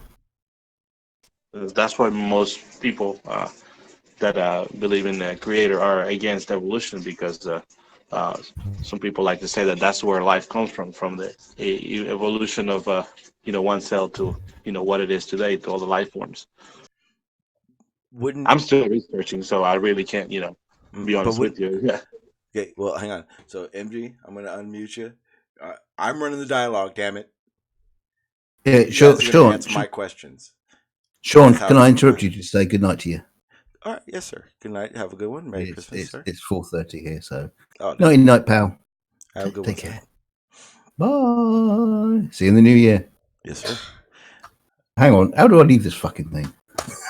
At the bottom, at the very bottom, there's a little phone with an X. Yeah, I see it. Okay, Bye. boomer. All right, so I'll see you later, buddy. What was I saying? Sean G, do you know what evolution is? Whenever I can talk, you let me know. And if you want to answer the question, or if somebody else can answer it, you let me know.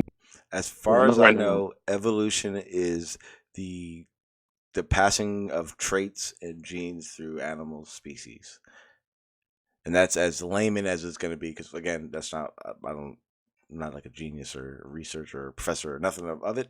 That's my understanding of it. Mm-hmm. In the basics. Fair enough. So would you claim that you coming from your parents is evolution? I think it is a step in the evolutionary traits. Yes. It's so is it possible that we So is it possible that we could interpret it, if everything just produced after its same family, that we could consider that evolution? Well, the thing is that those traits they deteriorate through generations. So my son and his son isn't going to have the same traits as I do. So it's not that we're passing these same traits. It's a meshing of and the deterioration of these traits. Right. Plus, there's different traits between both parents, right? So you'll get a different set from your mother versus your father, right? So a different combination every time you're going to have new offspring, correct? In a nutshell, yeah. But so that could be considered normal reproduction as well, or not? What do you think?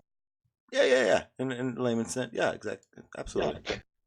Is it possible that there could be a misunderstanding that normal reproduction is being considered evolution when it used to be just called reproduction? Well, I don't think the act of is reproduction is evolution. I think that what the outcome of that reproduction is, it shows evolution. Over time. Yeah, I love it. Right, procreation, right? So cats making different colored kittens, I would say, is normal reproduction, but you yourself have said that could be considered evolution, right? It would be, if we're talking in the evolutionary span of things, it's going to be a very small step in the evolutionary chain, but it's not evolution for itself. Very good. My last question then. I'm going to be quiet, guys. My last question, because he's being just, I don't know why, Sean G, for some reason I can talk to you. Nobody else can do this. So I'm just going to be my last question then, because you've been very cordial. Do you think a cat came from a non-cat long back in the lineage? There's the G-Man. If we're talking about the feline, no, I think cats come from the feline gene or trait. What do we call that? Species, I guess. Or sure, that's fine. Yeah, felines. Sure. So felines only come from felines, and that's it. Felines will only come from felines. Well, the feline. What would you call it? The feline bloodline, I guess. You know what I'm saying, though. You could call. I call it a gene pool. How about a gene pool? Yeah. That's fine. The feline. All right, where did felines come from?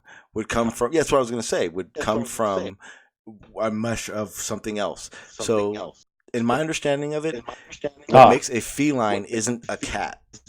Right? Am I wrong? Like has had 10 years to research this and hasn't gotten farther. I'm sorry, you're confused, Hannah. So, Sean, continue. You were saying felines only come from felines, or do felines come from? Was there a point where felines came from non-felines? Well, it would be the same way we were talking about how the mom and dad make a kid. I would think that the gene pools would have done the same thing. So something that gave an attribute to the felines, I guess, or to make a feline.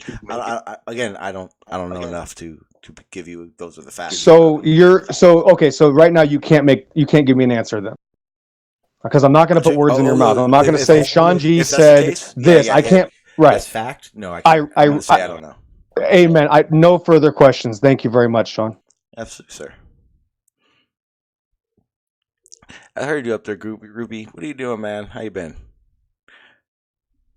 Okay. You adding to it, or you were just adding? I'm listening. Okay, no worries. Good to hear though. I feel like this whole conversation started degrading a long time ago. Oh yeah, that happens. It happens quite a bit. I wonder why.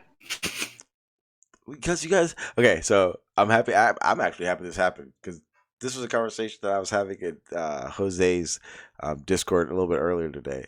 When who was he talking to? It was Slick and Metalbrot. Yeah, it was Metalbrot, and a guy named Craig was in there. I think he was new. He's new to the server and the flat Earth thing and all that, but he never heard Slick's beliefs thing before, I guess. And I'm sorry, you guys. You guys have conversations with Slick every day.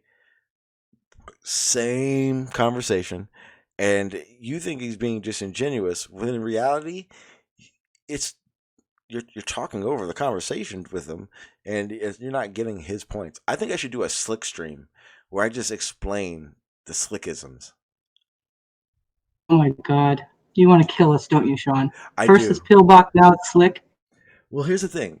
What did I do? Slick doesn't even need to be here. Because this is the thing. Slick doesn't even need to be here. Because I've said this so many times, and Jose's, I could probably go over there now and read it back verbatim. But what happens is people go in there, they see Slick, and they're like, and everyone goes in with this. I'm going to make Slick realize he has beliefs. That's right. I'm going to be the guy or girl who's going to make Slick a believer. And they go on to an endless conversation with Slick like they're going to do so.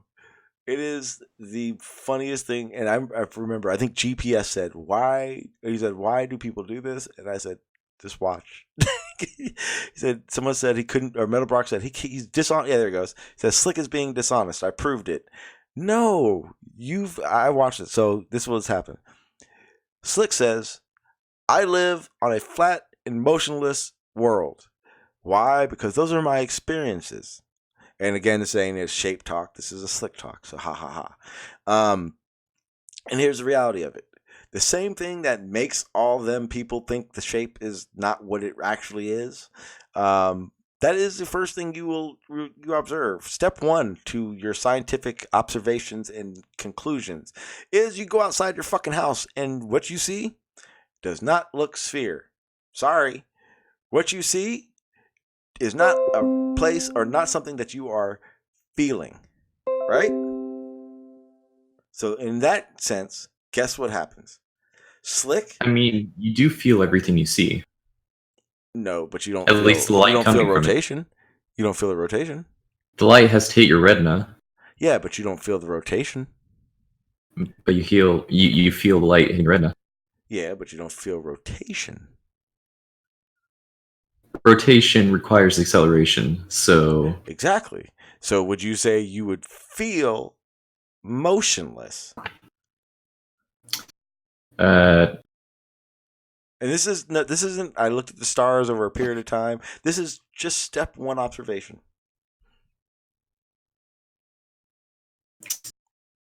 I'd have to say technically no. There you go. That's where Slick stays. That is where Slick is having a conversation. We're not even clarified this with Slick once. He experiences in his own local experience bubble. So everything that you guys talk about the outside, he has every way of getting around it and irritating the fuck out of you. This is what's going to happen. He's going to take you in circles until you realize you're talking past him. Slick's talking about that local observation. You're talking about how the universe works. I know Metalbrock says, I made Slick my bitch tonight. We all have, man. We all have. And tomorrow you'll be at it again. All right. So Sean actually, where is that? Well, it's a little late now, Sean. You should have said something, man. He's had 10 years to look this stuff up. He's talked to evolutionary biologists before. He's just being dishonest. Yeah, so how I described it or how I thought it is exactly what it is. It's just the branching and chaining of genes and traits and all that stuff. Just like a fucking when you're having babies. Yep, exactly. Jose got 3 nipples. Something happened there. That's proof of evolution. Shit. Not quite. So a mixing of already existing DNA is evolution, Sean. It can evolve evolutionary traits that change. Is a third nipple going to help in any way for him to survive, you think? Is that going to help him? I don't know, man. I could go a million places with that question. He might have some weird people, I guess, really wanting him to marry him. I guess they can pay him for some weird actions. Yeah, you're right. Yeah, I'll digress. I can tell you right now, there's a group of men in a certain age bracket that remember Total Recall and can think of 1,000 reasons for extra nipples. Don't do it. Yeah. Sean, don't go there.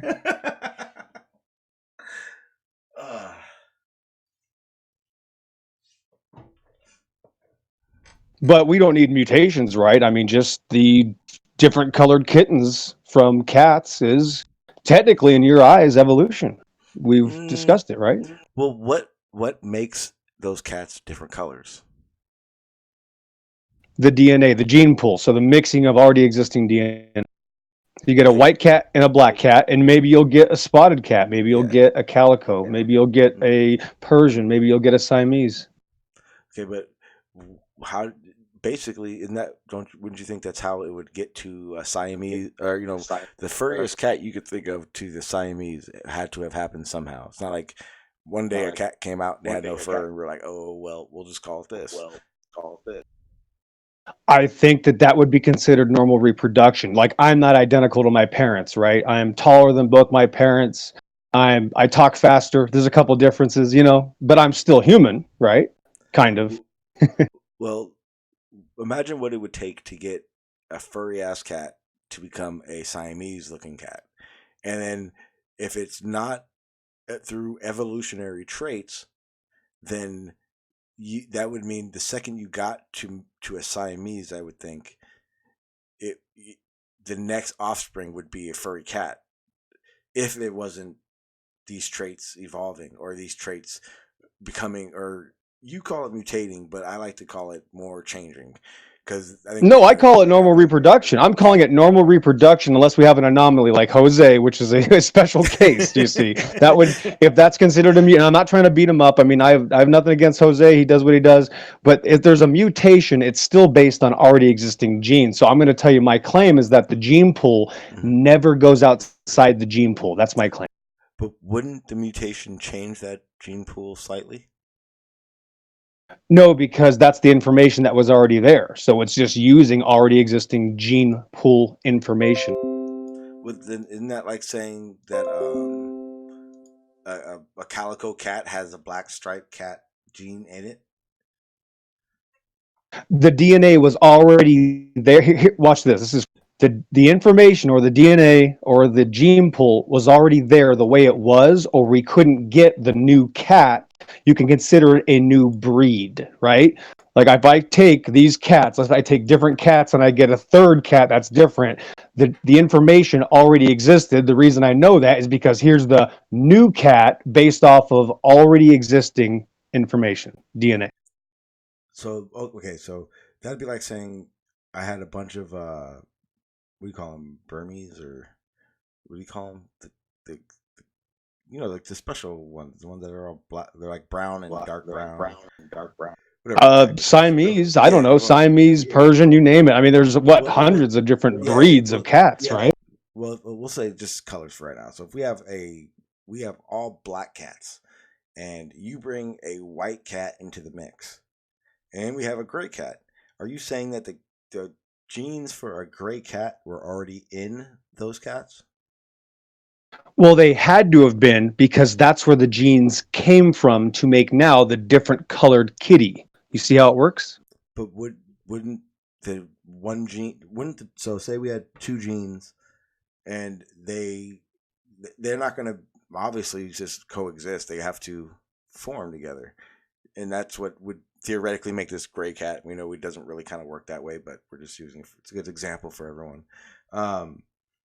Wouldn't it would basically if there wasn't a combination of the gene pool, then wouldn't we have a half black cat and a half white cat, but physically see that?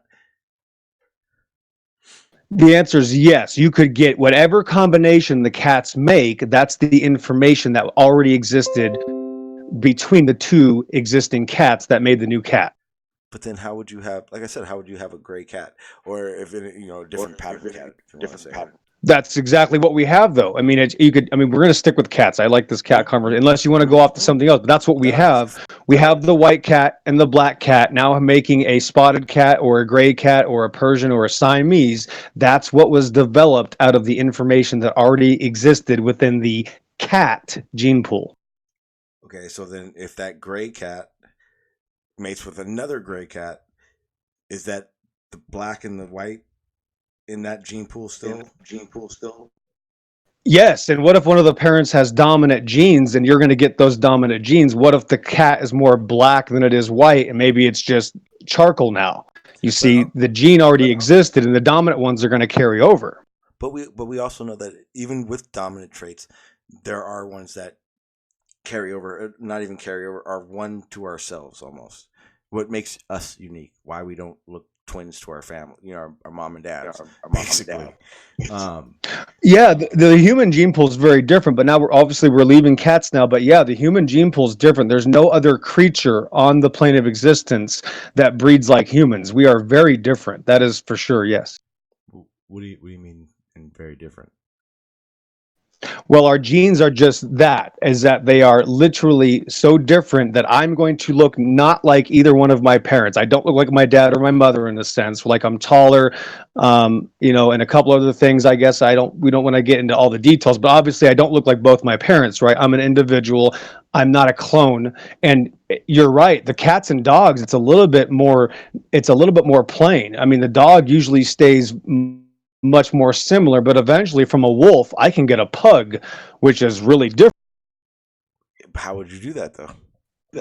That's because it's already existing DNA within the gene pool of the wolf genes, and over time, you'll get Great Danes. Right? That's crazy, right? It's still a what though? Dog. Modern dogs It's and still modern a cats dog. done by human breeding.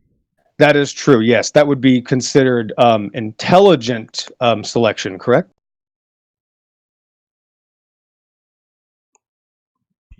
I wouldn't call pugs an intelligent selection. That's what I was going to say. I don't think. Well, I mean, it took breeding to happen, right? Yeah, but it took years of consistent breeding, not just breeding one and one together. Right. Now, the fact is, though, that we can all identify the notion that it stayed a dog, though, you see, even though the genes went way out and different from where they originally were, because they degraded over time, it's still a dog. You see how it works? In a very different shape, even a different shaped skull as well. Well, the only thing that we're talking now is the fact that we've man-made sped up the process. And is that true evolution or not? That's the argument then. Well, in your eyes, it would be evolution. In mine, it's a degradation of the breeding process. So they're called different breeds. And well, I would agree. Now, in fact, they're actually the same species, though, which is kind of weird because they consider the greyhound is actually the same species as a wolf, even though it's very different. Weird. The canine family has the same traits and what I would think to be gene, when you know the gene code, when you're matching them up, and exactly, they're going to have the same things. Exactly, you got it. Right? Exactly, you got it. Same gene pool. Yep. But it's not going to be an exact match.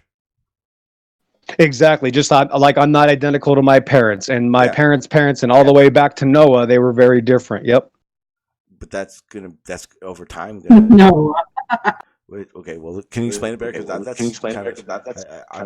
Well, I'm still a human. Let's just, for your sake, I believe Noah, obviously, is my great-great-great-great-great-grandfather, right? Hundreds of times over. My point is that Noah is still a human being, pillbox is still a human being, even though we're very different and our genes are degrading. They might be getting worse. I don't think we get as big as we used to. I think those men back then were a lot bigger. I mean, I think the cubit was bigger in history, but that's another argument. I'm still a human, though. No matter where the genes go, no matter how much genetic entropy we witness, I'm still going to be guaranteed a human, or I'm not going to be alive. I'm not. The breeding process isn't going to work. Okay, would you think that the brain of, say, cavemen would be the same size as our brains are today? Well, some sources say they were bigger, so it depends on who you ask. But that would be something I can't show or test observe. I can just show and test observe cats making kittens right now, humans making humans. A black man and a white woman might get together, and they're going to have a mixed race baby, as it's called. There, some people call them an Oreo. Obviously, they're going to be brown, not as black as the dad, not as white as the mom. Right? We see this all the time, right? I bet you know about this very well, don't you? Absolutely, sir. Exactly, but you're still 1,000% human, right? Okay, and then if that be the case, then where do cats start from? They start from cats, is my claim. You see how easy it is? So is a lion not a cat? I think a lion is part of the feline family. I think it's different than the cats we have now, though. Wouldn't you say that even a tiger and lion are different, right? Oh, absolutely, but yet they're still the same. Exactly. You nailed it. They're the same kind, which is a loose term. I know I'm going to get flack for that. So I just stay with family.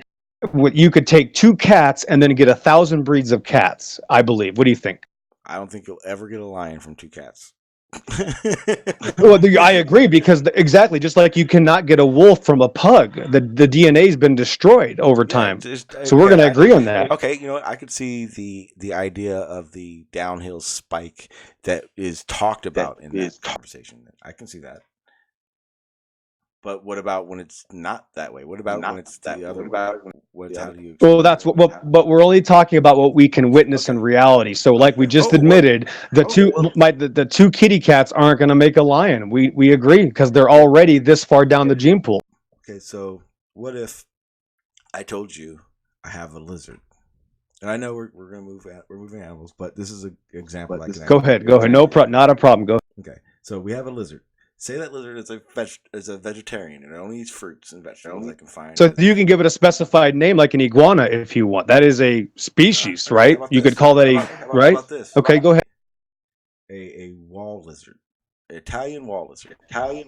Very good. Okay, so the Italian wall lizard, they have one species of Italian wall lizard that is a vegetarian, and obviously its bones, its structure, its hunting skills are obviously going to be 0, but its way of life is going to be different from, say, an Italian wall lizard that eats primarily insects and it hunts for them, correct? Sure, which they would be different families. We have to talk about the specific ones that exist, right? That's why, if you say Italian wall lizard, that wall lizard is different than an Arizona whiptail lizard, right? That's a carnivore. So let's take 2 existing real animals. Right, let's say pillbox. Is this okay? Go ahead. The wall lizards I'm speaking of are real lizards. That's what I'm saying. Yes, but a wall lizard is going to make what? A lizard, right? Yes, absolutely. There. Okay, so let's try to work. So what do you want to get at? Go. Okay, so a wall lizard, Italian wall lizard that is a vegetarian, is basically gonna mate, because it's on an island that only eats vegetables. So their offspring are going to be adapted. I said adapted to vegetables and whatnot. Vice versa for the meat-eating ones. They eat insects, correct? Well, they already have the ability and do survive on vegetation, going by your claim of the herbivorous wall lizard, which is for some reason on an island where there's probably not many walls. But we're going to get down to the details here. The problem is that it already has the ability to survive on vegetation, correct? Yes. Right. So it doesn't need to adapt to that because it already has that ability. Yes. I'm sorry. Yes, you're correct. No problem. If you can keep going if you want. Okay. Now, what if I told you that in a study they put these 2 different lizards on a 3rd island, and their structures of the offspring, they didn't have the structure of their vegetarian parents and or the structure of the meat eating ones. Vice versa, or same that goes with their dietary system. Their why am I not fucking remember the words? Their digestive system. Thank you. Damn. They literally, after 37 years of a study, found that their skulls, the skull thickness and jaw strength increased. That of the previous two species of them, their digestive system, their hunting abilities decreased or actually increased based on the idea that, well, one set instinct is to hunt, but the other one isn't, that they had to evolve into a structure that would consist for both. And they have the study. It's 37 years old. I don't know if I can find the link that fast. Yes, I've seen this study, and it's the same thing with dogs and cats. So we have lizards that are we saying that they're breeding with only the same species, and now we have a new species of lizard that now eats both vegetables and meat? That's now an omnivore? But it cannot, at the final, as the last result that I've read, the generation that the last two generations that they've been able to have from these specimens, those two generations have not been able to reproduce with any of the other generations, and that would to me would be where that evolutionary starts kind of becoming more clear to how it works. Yeah, I think there's going to be a separation now because we have now this new, I would call it breed. If you want to call it species, that's okay, because they're going to give it a new name now if it's not that similar to its previous existing lizards, and it's going to have a different diet now. Well, that guarantees that it's going to stay a lizard, because now it's going to continue to live, because it is going to now eat different things, right? So its diet changes, but the animal family stays the same. Just like there are meat-eating iguanas and there are vegetarian iguanas, you might be able to breed them. It's going to guarantee it makes an iguana. You can't even get to a whiptail lizard or a water dragon. It's going to even guarantee the exact. I think I have a good analogy. It'd be like myself. Okay, so my ancestors, and some people may not agree, it's just an analogy. If they came from Africa, the first, after generation and generation and generation and generation and generation and generation of moving away, further away, different climates, different environments, and other blah blah blahs. Sure. You get to a certain point where someone goes, "You're not from Africa." And you're like, no. My many generations ago, my family came from there, and we ended up in this area, and our climate was this way, and our bodies evolved to this. That's evolution. It's basically just a way of.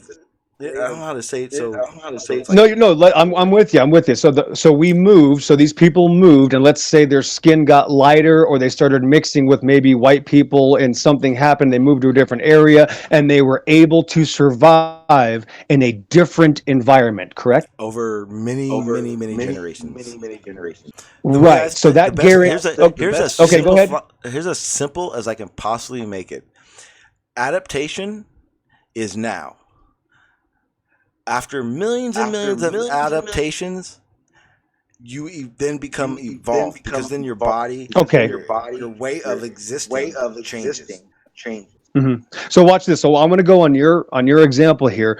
We're talking about people now. These people moved. They don't look the same as their ancestors. They have different shaped noses, ears, lips, their skin tone, their heights. Things have changed, right? They've even moved away from their original area, right? And they are able to survive in a new area, correct? Mm-hmm. Is that correct? Yes, right. That means they already...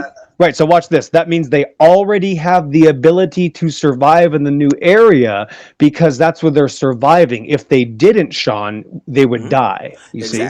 Right. And but now, a good example would be if someone lived in a tropical area, and they started moving north, and they ended up in the Arctic area where it snowed, they would adapt to survive. Fires, hunting, making precisely. Go on. Yes. Now, over generations, and this is another study they've done that they can show this. the blood of the generations down the line may be thicker. They may have more hair. They may have more fat that is naturally on the young, due to being in a colder climate over time. That wouldn't be an adaptation. That would be an evolutionary trait. Okay, but now when these people moved to a colder environment, like you described, and you even said they were able to stay warm, they were Yes. already. You said they were able to adapt, and that's They your word, adapt. correct? Yeah. When they first Right get now, there. watch this. Exactly, they already had the ability to adapt. Yes. Go on. Absolutely. Exactly, they already had the ability. Correct. So they didn't need to gain a new ability; they already had it. Sean, thank you. Yes. No, okay, but like I said, over generational Well, those are your time- words, but go ahead. Yeah, no, Go ahead. 100% my words. Over time, over generational time, instead of having to adapt for those climate differences. Damn, what the hell?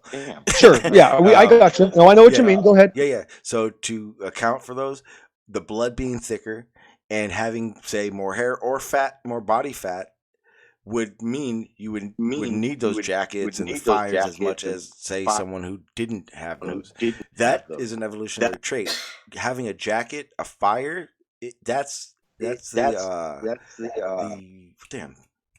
That would be the knowledge that they already had. They already had the ability to adapt because they were able to stay warm. They were able to procreate in a new environment. So if we fast forward 100 generations, the people are still living in the same place because they already had the ability to live there 100 generations ago. You see? And I would say that because of that, if they didn't leave and they stayed in the same locations, I would say that you would then see evolutionary traits for those people for where they live.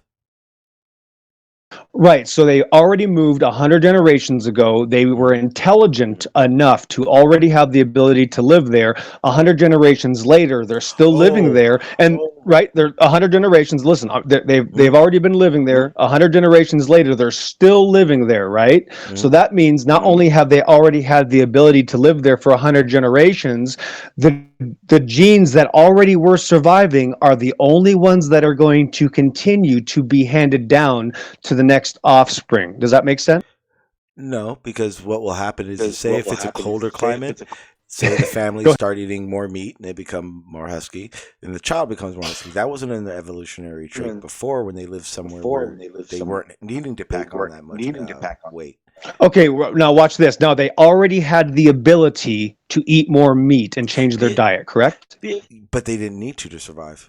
But having to, Okay. you would then change. You would then start changing things, right? Well, they already had the ability. This is your words. They started eating differently, right? They started putting on more weight. They already had the ability. That's why they survived. Therefore, the people that survived there are going to now have children, and they are also going to survive and do the same thing, guaranteeing that they are going to make more children, right? Because they're surviving. Does that make sense? Very simple, right?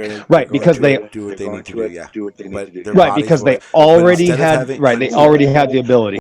Just like being vegans have to supplement, instead of having to constantly supplement, the body starts evolving. So the things you had to supplement to survive no longer become supplements. It becomes just natural Correct. part. So while I'm alive, I'm already able to change my diet, change supplements, and survive with a new diet while I'm alive, right? I don't die and then need to make the change, right? Because I already am doing it. Okay, what about this? What if I decided I'm only Go going to ahead. eat meat, no vegetables at all? I'm going to teach my son to only eat meat, no vegetables at all.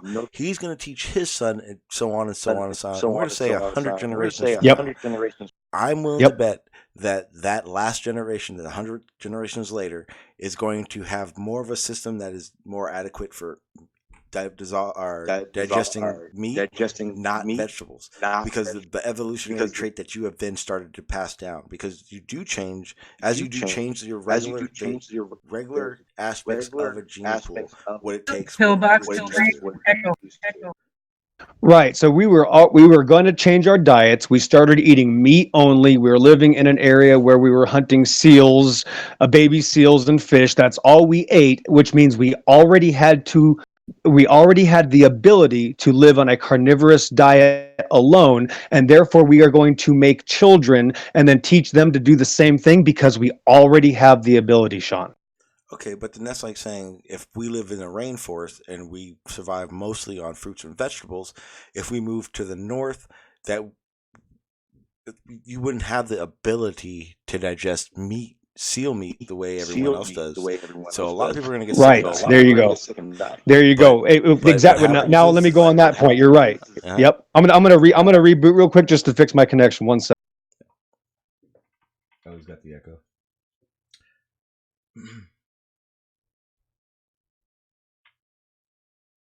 Okay, I don't know if you can hear me. So let's say the new example is people moved to an area where they are not used to, right? They went to a tropical environment, became vegetarians. These are the same people that we just got done talking about. They were on a 100% carnivorous diet, eating baby seals and fish, and now they've moved to a different environment. It's going to be tough now, Sean, right? True.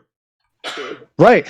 Now, if they don't survive in this new environment, that means they died, correct? Pretty much.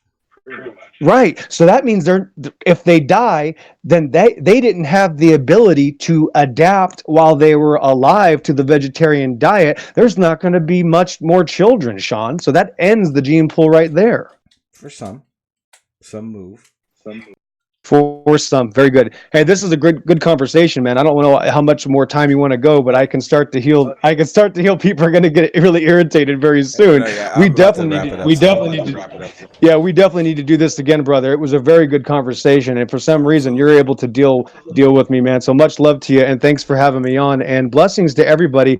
My channel is Blood Always Finds Its Level, and everybody have a good night. Thank you again, Sean. You too, MG. You too, my friend. God bless you, man. I'm going to do some Peace more out. research, and we'll have a conversation about it some other time. But yeah, I saw some people saying in the chat. Trust me, I know it was definitely. I was just doing the back and forth with him. I like the guy. He's fun. When he gets all ranty like that, I don't. But again, I don't need to have an argument with him. But he's not everyone's cup of tea. Let's just say that. We are going to start wrapping things up. I do appreciate everyone that did, chime in. It'd be so awesome if you can get your daughter to chime in, Hannah. That'd be awesome because, again, believe it or not, people, it is actually very difficult to get any type of climate, anything, to really speak guard down right now, and it's weird.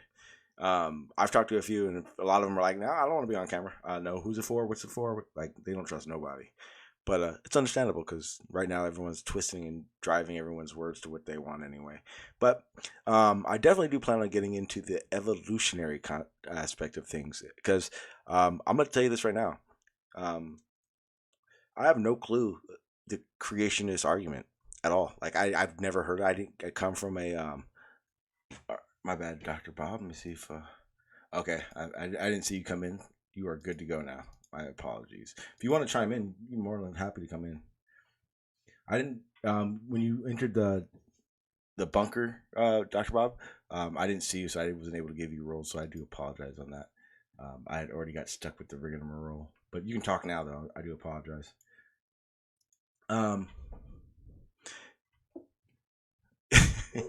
Thank you, MG. Have a good one. But hang on 1 second.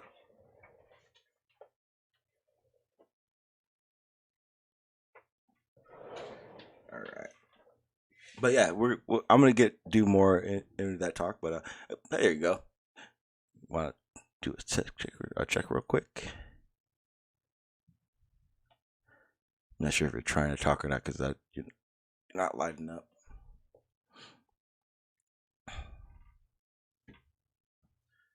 One sec, everyone.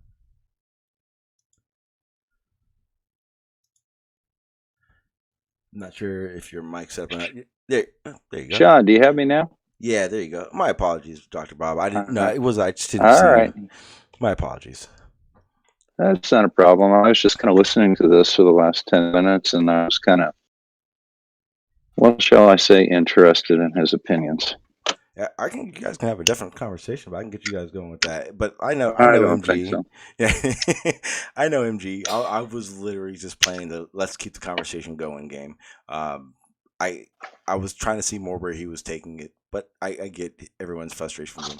He can make it very frustrating. I guess I have we'll call it Well, I an don't think he aura. understands the difference between natural selection and evolution. Evolution goes on all the time. Natural selection is just part of it. Yeah, see, You that's the know, thing. For me, I have to look into it he more because I doesn't don't know enough he about doesn't it. understand how natural selection drives evolution. It's one of the mechanisms by which evolution is driven. So, And that's what makes it doesn't go for like a straight downhill in abilities and all that stuff, right?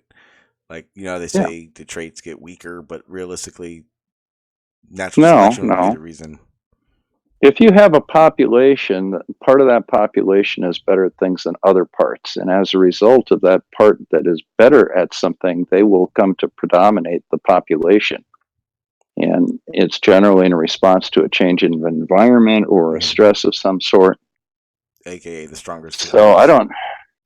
don't, the strongest survive. And as a result, the weaker ones don't. I mean, one of the things that you can look at as a good example of that is it used to be penicillin killed everything that ailed you.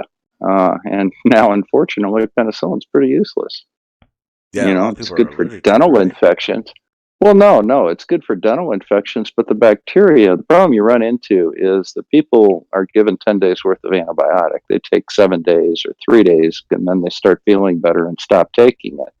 Well, they've killed off 99% of the bacteria. The 1% that's left is the percent that is most resistant to the antibiotic you use. So the next time you get an infection or that goes into the population, and the next bunch of bacteria that infects the population is the descendants of that 1%.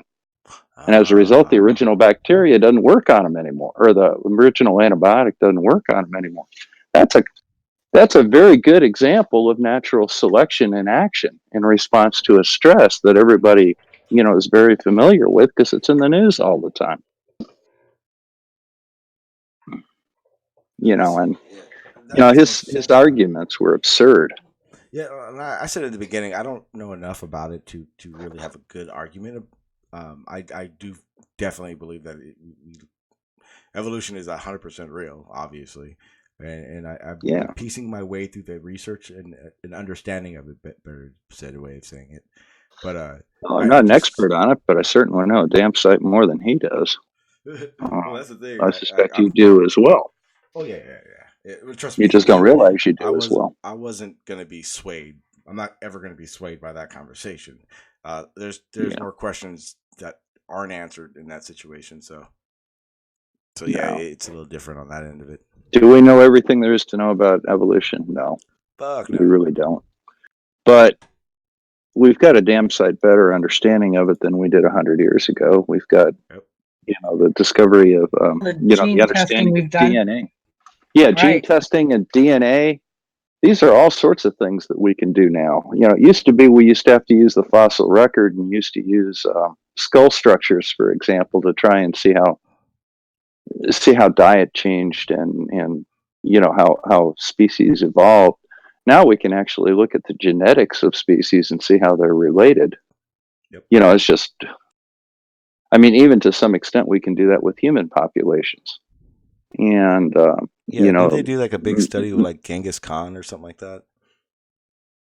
Well, no, they basically traced humans back to about a dozen maternal RNA cell lines. Maternal RNA lines. They traced them back to about a dozen specific locations, and even that wasn't the beginning of evolution. No, but you were right about the Genghis Khan thing. They traced quite a few bloodlines to Genghis Khan. Yeah.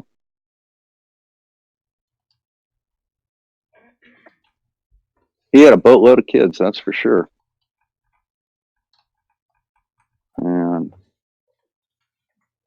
And I did a little bit on ancestry with mine, and I did 23andMe, and it's kind of some interesting stuff. Some of it, of course, is probably tabloid science, but some of it's actually really quite interesting.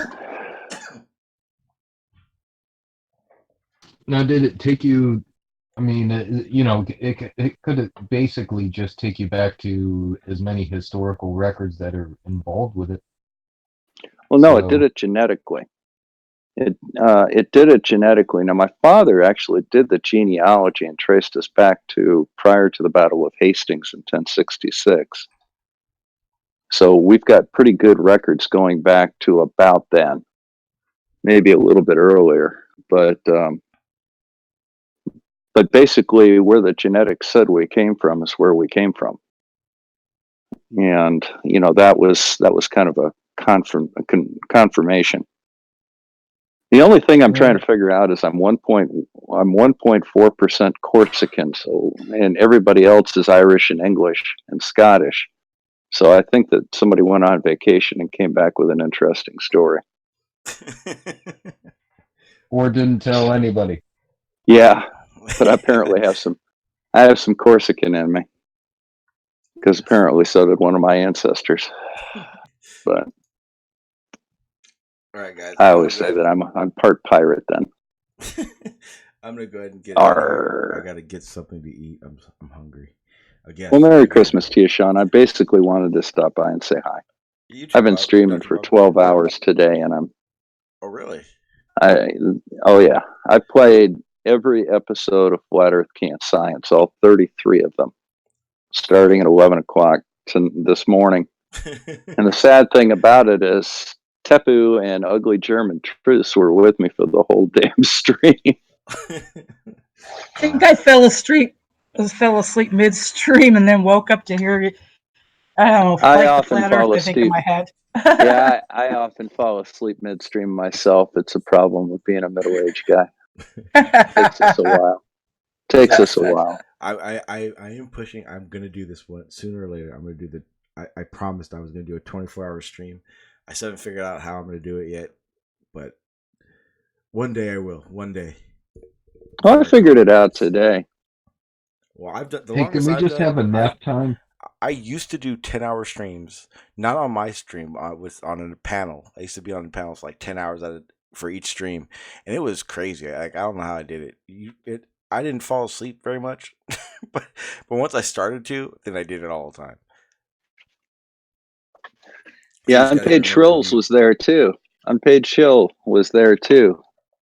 Yeah, God, that was a marathon, man. That was a marathon. If you want to, Dr. Bob, if you want to train yourself to do long 24-hour streams, you have to go check out the Aussie Perspective. Those Australians will do a 19-hour stream like it's nothing. Well, Aussies are tough, man. Aussies and Canadians are tough. But my key to it was I got a Christmas present. I got a stream deck, so I could interact with the stream without having to be on audio. Yeah. So I was able to have dinner with the family and socialize with my relatives, and hit the little button, send me money, and then I could go away. Yep. Yes, it was a really nice one. I got a bunch of Patreons out of that too. It was really nice. It'll really help the channel out. I'll be able to get that high definition camera, I hope.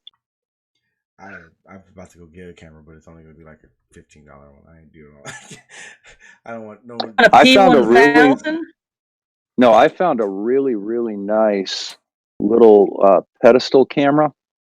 It's got a high definition camera. It's got a ring light on it, and it's got a condenser mic and a pop filter built right into it, and 2 USB ports. So it's absolutely perfect for me running streams off my laptop when I'm traveling, which was a big problem that I have because I travel a lot and I can't do anything while I'm there. But this thing here, all I need is a sheet and maybe a light or two more. And I'm set to do a studio just about anywhere I go. And I don't have to put those ugly curtains in from Iron Mountain. They look like they're out of the Brady home. 70s style. Oh, they're bright plaid. I used to have bell bottoms in that same fabric.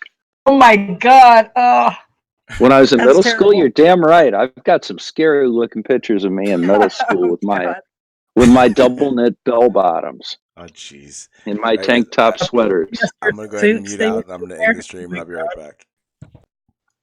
I was just talking. All right, guys. So that was a fun, interesting one.